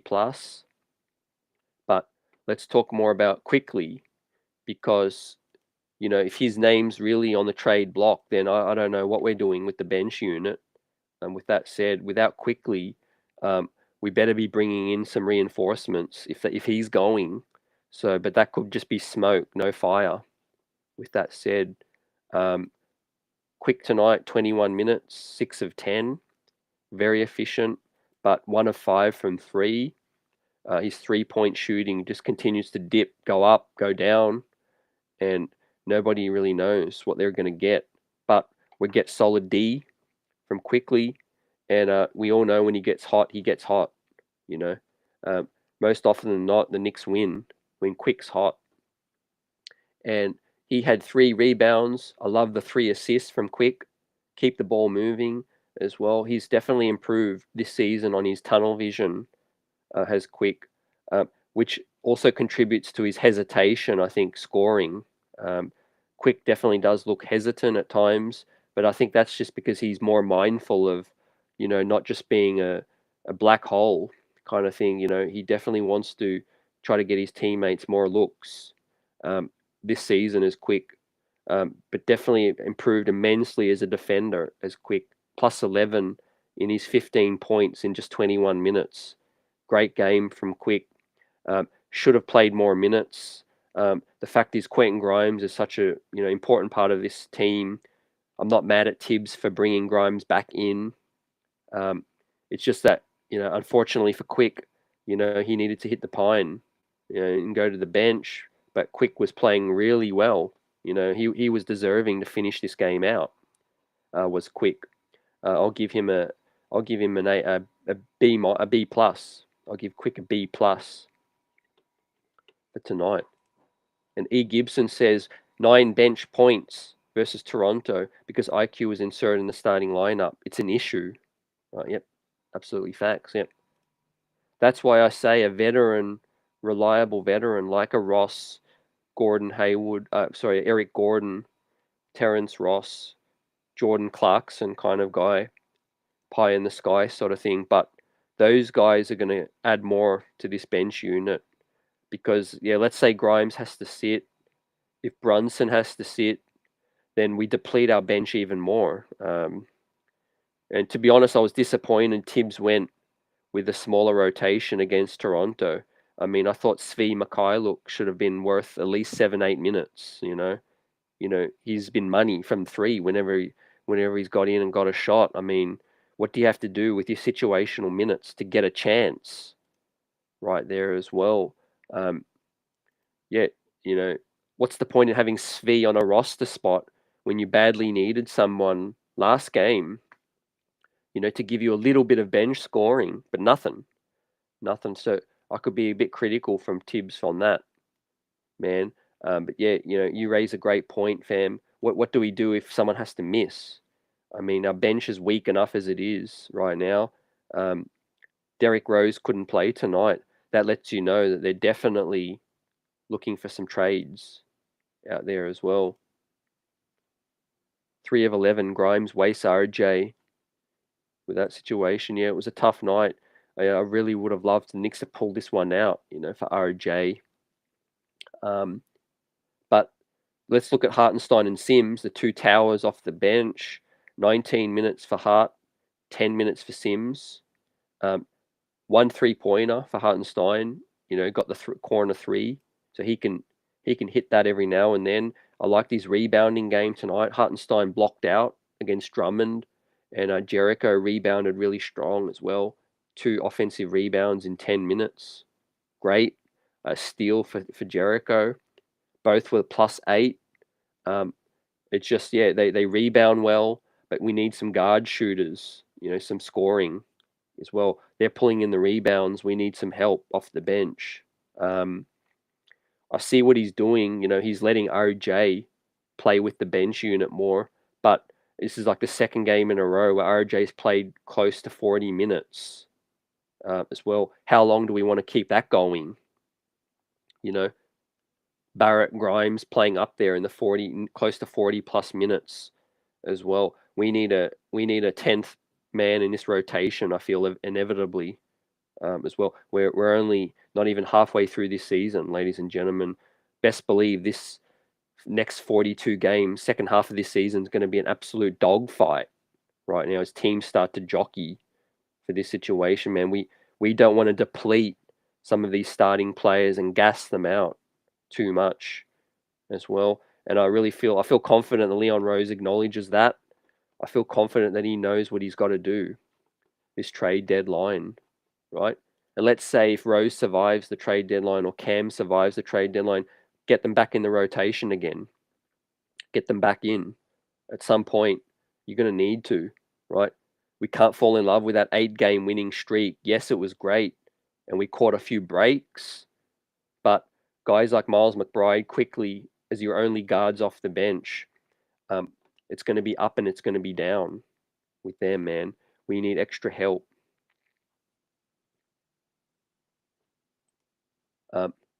Sherwin says, why did we give Hart that money instead of Drummond? Yeah, I mean, it's kind of like they offered 2 different things. I think they like the shooting, fam, from Hartenstein. The CAA connection was definitely a part of that, fam. Definitely a part of that, the CAA connection. And we have Mitch, bringing in a guy like Drummond who's exactly like Mitch kind of thing. I'm all for. I've been crying for the Knicks to bring in a different kind of center. Hartenstein's not as tough. Obviously, he gets a lot of critique, and he definitely gets out rebounded sometimes. He's a pretty bad defender, but tonight he rebounded pretty well, and he hit his corner 3. He can stretch you out a little bit, gives us some floor spacing. With that said, I would have liked to see that money used better as well, like you said. but what's done's done. It was only a 2-year deal.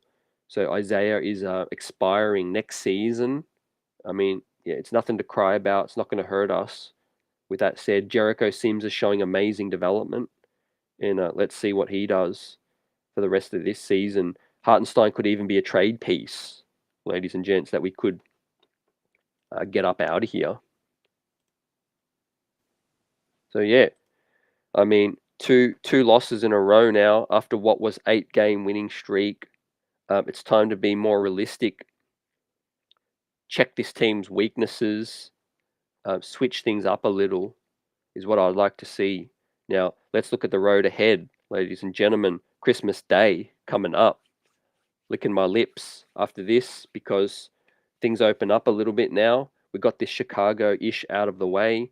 You know how I feel about that. Playing the same team 3 times in 10 days is nothing short of ridiculous right there. But we gave this one away. We got to put it in the rearview mirror, and we got to tackle now what's ahead of us because we're 3 games over 500. We can't afford to lose any of these ones coming up.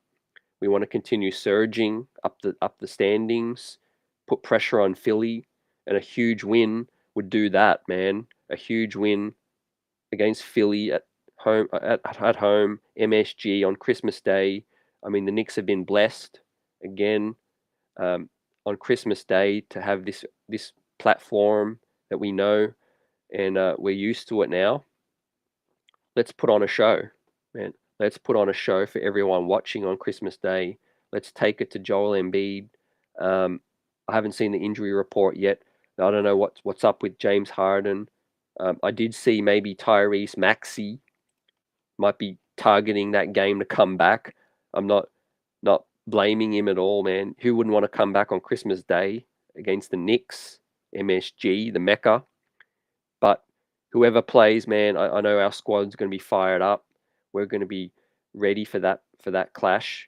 And if we beat Philly, it's a 2-game swing, on the standings, man. It's critical right there. Philly in 5th place, 19 and 12. The Knicks in 6th place at 18 and 15. So a win against Philly would bring us to within a game, just a loss in the standings. With that said, 2 losses, sorry. We would be equal wins with 19 wins each.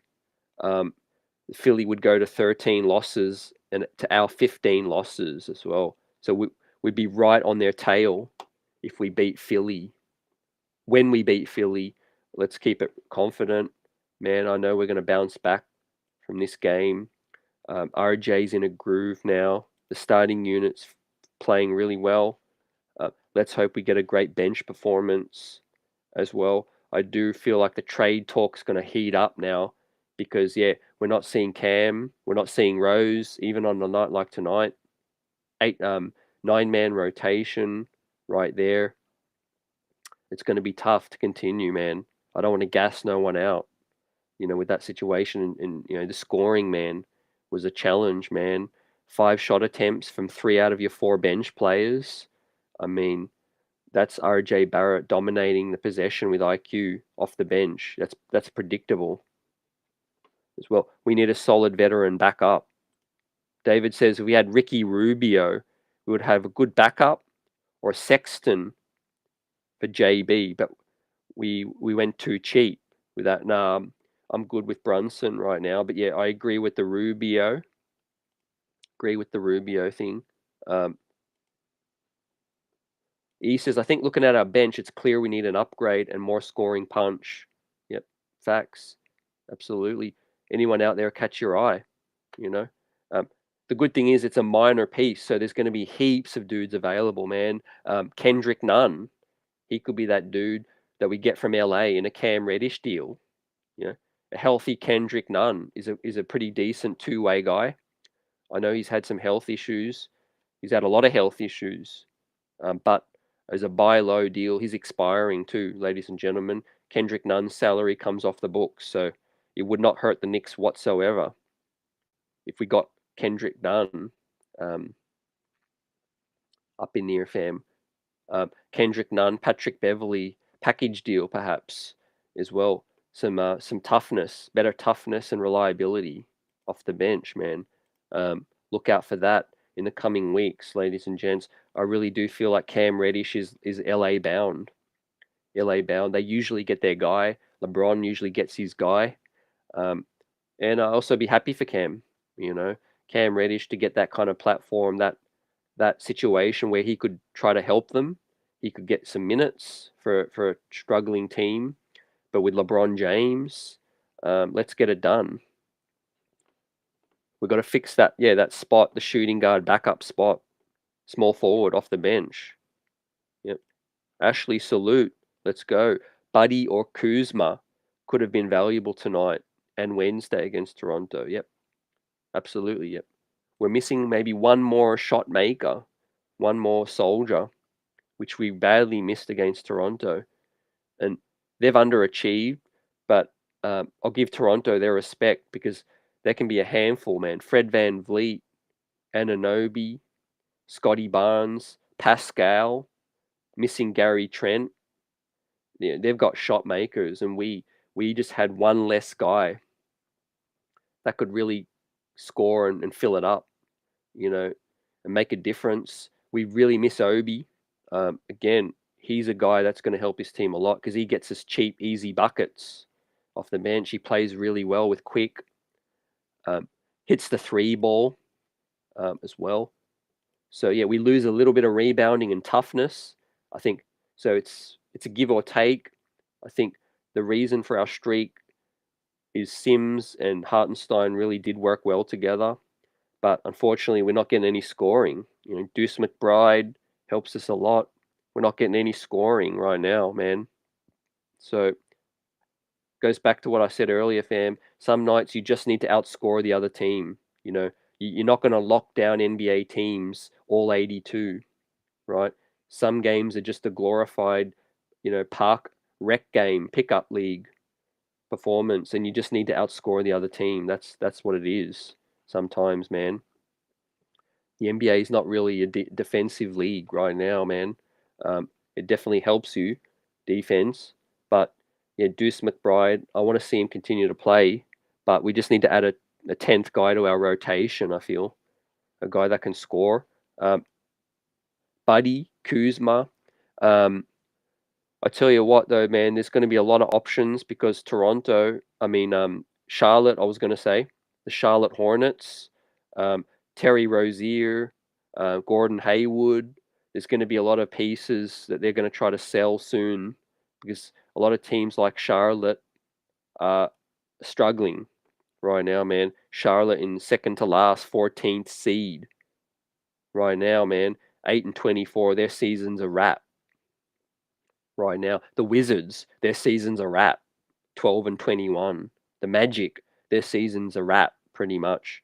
So it's the Bulls from 11th onwards that's going to try to make a push. But Orlando got pieces, like I said, Terrence Ross. Perhaps a guard, they've got a glut with their guards. Kuzma, like you said, the Wizards have got pieces to offload. There's talk Rui Hashimura is in trade talks for Jay Crowder. Man, I couldn't believe that when I heard that. Well, why does everybody want Jay Crowder so much? And what would Jay Crowder do for the Wizards right there, man, at 12-21? Are they delusional right now? I don't care if Bradley Beal wants to make the playoffs, man. In 13th seed at 12-21, man, pack it up. It's a wrap. Kristaps Porzingis in and out of hospital. It's a wrap for the Wizards right there, man. Go the other way and worry about Victor Wembanyama, Scoot Henderson. That's what I'll be doing if I was the Wizards, man. I'll be selling Kuzma, just like what they're going to do. Maybe I'd sell Hashimura if there's a taker. Denny Advida as well. Some of these pieces. Kristaps is coming up to negotiations. What do they do with him? And like I said, the Charlotte Hornets, 8-24, man, they got pieces aplenty right now. PJ Washington is going to need extending soon. Terry Rozier serves no purpose whatsoever on that team right now at 8-24. There's talks they're about to try to negotiate with Miles Bridges again. which is kind of crazy. What's going on, LaMelo Ball always unhealthy. Gordon Hayward, that's a contract that's bad. Yeah, man, there's heaps of these teams that are going to be sellers. Pistons will probably keep everyone. They need a veteran or two. But the Hornets, the Wizards, the Magic look to be huge sellers. In the West, the Spurs, the Rockets will stay bad. The Lakers are trying to make upgrades. The Thunder, I think, might shed a young player or two to clear some roster spot. And then the Warriors onwards, everyone's jockeying. Everyone's going to try to be a buyer, I feel, until maybe quite later in the season. With that, Jorge, let's go. Salute. Brunson is already gassed and hurt. Yep, I kind of agree with that, man. Yep, he's a warrior. He's not really going to show it, but that's a worrying sign. Yep, we need to get some better, some more help off the bench in that point guard spot. Yep, definitely keep his minutes down. There'll be a good opportunity to hopefully sit him. Maybe sit him a night, sit him down. He mentions Kuz because he's CAA, but he's cost, and I think he'll want to be a starter. So I don't know if his fit's ideal. Yep. He's also maybe looking for a $20 million extension. Well, so I don't think Leon Rose is that desperate right now. Quentin Grimes is under a nice, friendly team rookie deal right now, under cost control. I'm happy with that. RJ Barrett's on 25 mil. That's cool. Yeah, and definitely I wouldn't pay Kuz that kind of money to come off the bench. But ideally, what Evan Fournier's money and role would be on this team would normally be that role that we need, that scoring guy off the bench. Quentin Grimes came in to the starting unit. Evan Fournier went DNP CD. Cam Reddish went DNP. So ideally, one of those two spots is a dude, or whatever money is a dude that we need to pick it up, man. Pick up the scoring. Yeah, man. JB gets elbow slapped, eye poked, all of that stuff, man. Chopped in the neck. All UFC moves right there, man. We had to make a coach's challenge just for the refs to see that ish where Ayo Dosunmu leans in with his elbows out here, man. It was insane. Gave him straight in the neck. Right now, if a Knicks player elbowed someone in the neck, man, the ref would be blowing the whistle before contact. Right now, so I mean, I always post this and cop some heat, but the Knicks always play their opponents and they versus the refs every single night, man. No other fan base will truly understand what we mean because every fan base whines about the refs, but to me, the Knicks have a legit beef. That's it. Knicks fan base have a legit beef, man. We see some crazy stuff like we saw tonight, man, against Toronto as well, man. We had to use a coach's challenge just to prove that the ball was deflected out of bounds against Toronto, right? The Knicks shoot the ball, hits the rim, and the refs call us on a shot clock violation-ish, man. Tonight, Mitchell Robinson jumps vertically in the air, gets a clean swat, and gets called for a foul because DeMar DeRozan falls to the ground in a heap like he got shot, like a soccer player as well. It's ridiculous, man. I hope some of these refs get suspended. Hope they get fined. All of that stuff, man. Some of their calls are premeditated, right? And it's obvious. It's absolutely obvious, man. But that Mitch one, I'm still in disbelief, man. Even Clyde, the finest, and Mike Breen, the most genuine guy in the association, man, calling it out, man. I mean, what is it going to take for the Knicks to get some home cooking on home court? Man, it's getting frustrating right here as well. We haven't had Tom Thibodeau get tossed yet, man. Maybe it's time, man. Maybe someone, not Julius, because we need him. Maybe some other role player needs to step in and get tossed to make a point, because it's disgusting right now. The officiating we're getting on our home floor right now, man. I would not have had anything against Mitch. Mitch is normally Mitch. He stays cool. But I would have had nothing against Mitch if he got tossed tonight after that critical play, you know. Yeah, the Wizards want to build around Bradley Beal. I mean, yeah, I mean, I can't really hang it on too many other franchises because the Knicks have been bad for so long. But thank God that the league still has teams like the Wizards and the Hornets and things like that, the Pistons, because some of the things they do are puzzling, to say the least, man. Absolutely puzzling, man. The Wizards, the Hornets, they always try to do band-aid stuff, man, instead of doing what Detroit's doing, what Houston and the San Antonio are doing right now, man. This is the best draft in decades, and they're worrying about building around Bradley Beal. I mean, let that sink in, man. Where has that got them? Yeah. So yeah, there's going to be a lot of names flying around, man. But like we always say, don't get played. If Nick's names get brought up and things like that, it's just talks, just rumors, just discussions, all of that.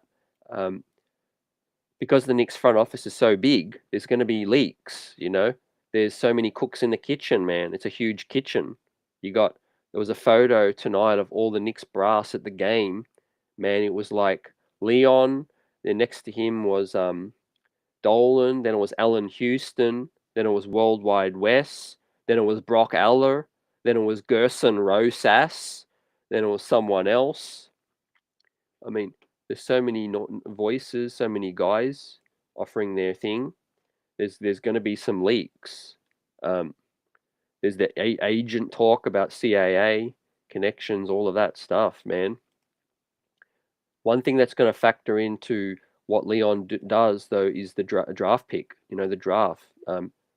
Looks like the Knicks won't have the Wizards pick this season, which this draft would have been our third draft pick. So we're still very much in a situation where we're going to have Dallas's pick and we're going to have our own pick. So that's 2 first round picks in this stacked lottery or stacked draft, first round right now. And I'll just refresh Tankathon right now just to see where the Dallas pick sits right now, and it fits into 17th selection overall. The Knicks' current selection is 19th as well. So yeah, if the season ended today, the Knicks would have the 17th Dallas selection, which is still looking like it's going to convey to the Knicks. It's top 10 protected. So I hope Dallas stay with it. They make a small upgrade and they finish around the 15th spot. With that said, the Knicks will have their own pick as well, which, probably both going to be around the 15 to 20 range. If the Knicks stay in the 6th seed, we'll have 2 draft picks in the top 20 in a stacked draft right now. It's full of shooting guards, this draft. It's full of wings, full of playmakers as well. We've got some nice flexibility, which we can do to make some upgrades. One big name being talked about, being floated around, is Zach LaVine, ladies and gentlemen. After seeing the Bulls 3 nights in 10 days, I've gotten a good gauge on Zach LaVine. For $210 million, it's going to be a no for me, fam. I like his game, not throwing no disrespect to Zach LaVine at all. He's a guy that could probably be a suit to be third option on a winning team. We already have that right now. There's no need. No need. In other words, is he going to move the needle for the Knicks? I don't think so. For that kind of salary, I'd rather us to stay where we are. So, what do you guys think about that, fam? What are your thoughts on Zach LaVine now, having seen the Bulls for 3 games in 10 days right now?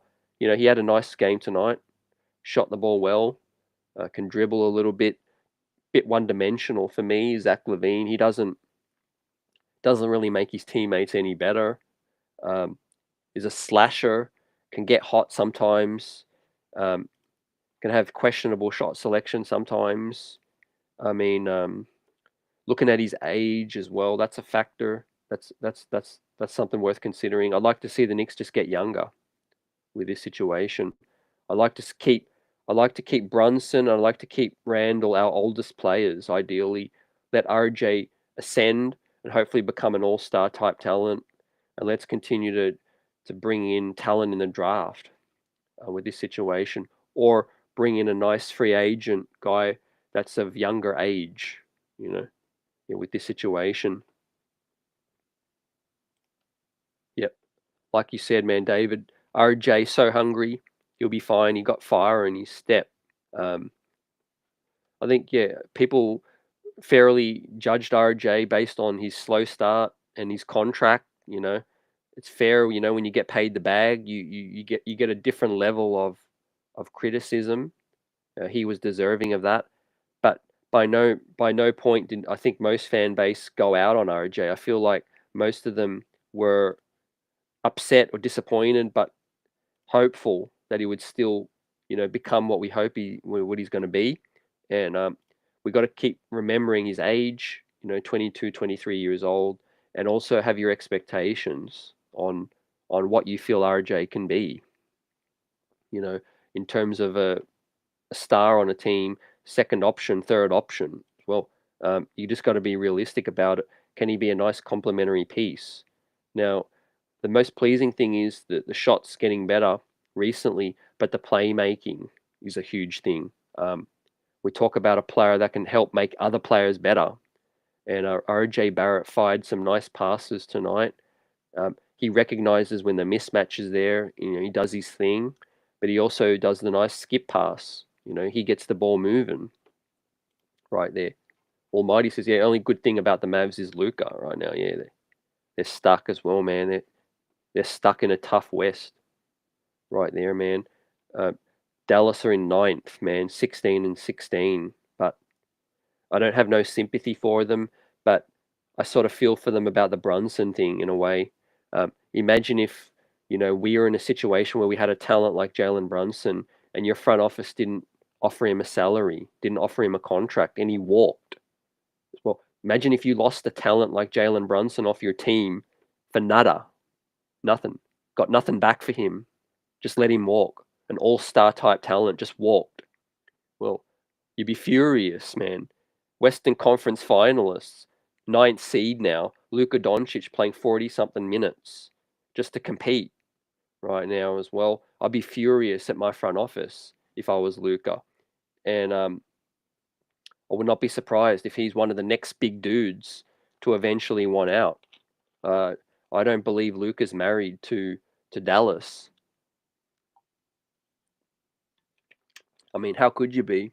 They're cheap right now. I mean, Knicks cop heat for giving RJ Barrett money, Mitchell Robinson money, right? The other way around, they had Jalen Brunson and refused to give him money. I mean, to their defense, I guess it was too late. What I mean is they didn't want to offer him an extension with that situation, but he was playing well enough. He was consistent enough to deserve an extension. With that said, man, Luka is one injury away, man. He's one injury away from the Dallas Mavericks, like, yep, getting bad real quick. Yep, with that situation. So let's watch that, man. Let's keep an eye out for that. But back to the road ahead, man. Philly, I've got to win. Christmas Day, we're all going to unwrap a nice game. It's going to be tough. I think the officiating is something to watch again. I'm just sick of the officiating at the moment.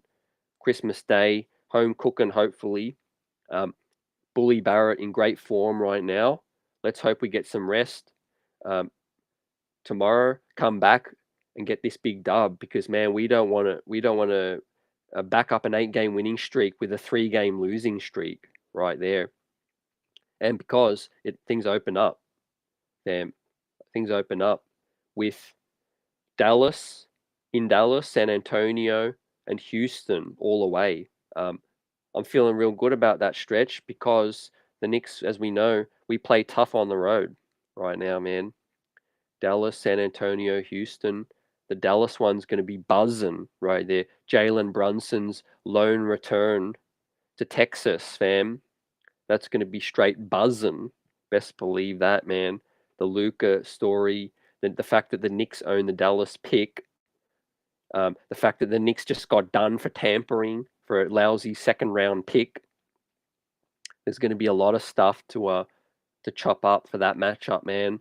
But not looking past Philly, man. Yeah. Um, yeah. With that said, man, the Dallas Mavericks don't have their pick this year as well, so it's top 10 protected. So yeah, they're not gonna have to worry about missing out on Scoot or nothing like that. But truth is, yeah, the Knicks are the beneficiaries of the KP trade, no doubt about it. We still have that pick. It's going to be a top 20 pick in a loaded draft, so the Knicks are going to get a talent, of the likes of a Quentin Grimes type, plus better potential. I think in this kind of draft, with some of these prospects showing out, man, we ain't even hit close to March Madness yet. We'll be doing the buzz on the draft content this year is going to be on another level, man, with these talents out here as well. I hope the Knicks don't trade all these picks. We need to keep at least one of these 2023 draft picks, man, because it's legit. Best believe that, man. I believe in Walt Perrin and this drafting, team. If we found Quentin Grimes in that kind of draft back then for the 25th pick, then man, this one, it's going to be nice, man. It's going to be easy to pick out some nice talent. Now, with that said, if the way we're looking, it looks like our pick might be higher, or our pick might be not as good as the Dallas pick that we get.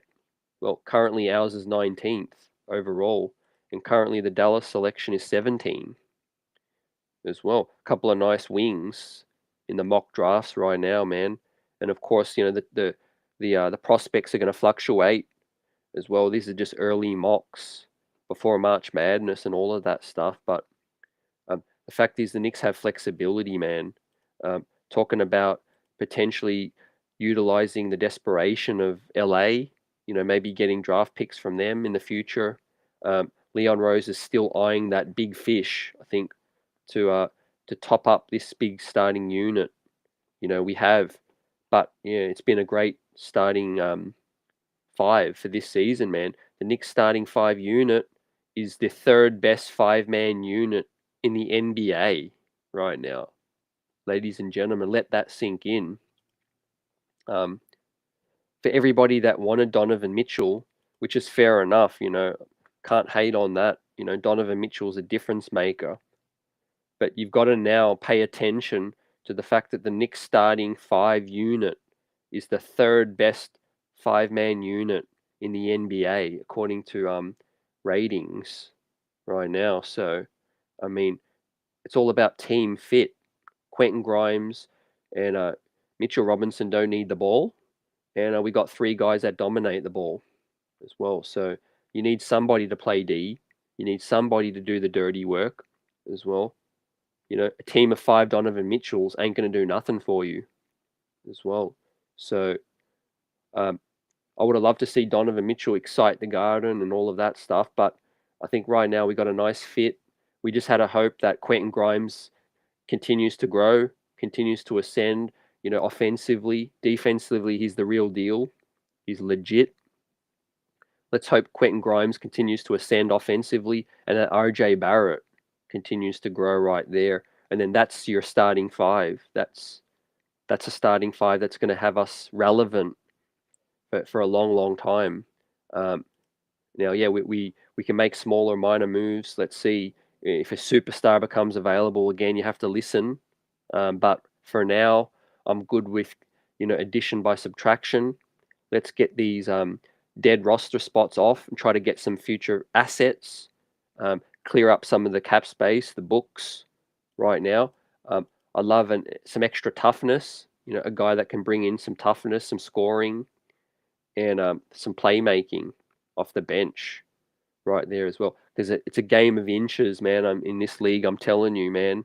We lost to Toronto by that much, man. We was missing one more soldier in that game, and some horrible ref calls. And tonight we lost by that much, even less, by an uncharacteristic Jalen Brunson and Quentin Grimes missed free throws, man.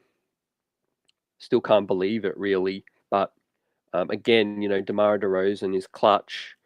We should have made somebody else beat us. We just needed to stop, man. I would have brought the double team. With that said, man. But yeah, we're a day away from Christmas Day, man, rocking out. I do want to say thanks to everyone out here for rocking with the streets of buzzing. Smash that like button, like, subscribe, share as well. Plenty of big shows on the horizon, guests lined up to come on, and you already know what it is. Many blessings, first and foremost, to everyone out here listening. Knicks Nation strong, and the best chat in the biz. And don't get too down about these two losses. This season was more about going in the right direction, and we're certainly ahead of schedule in the sole sixth position right now.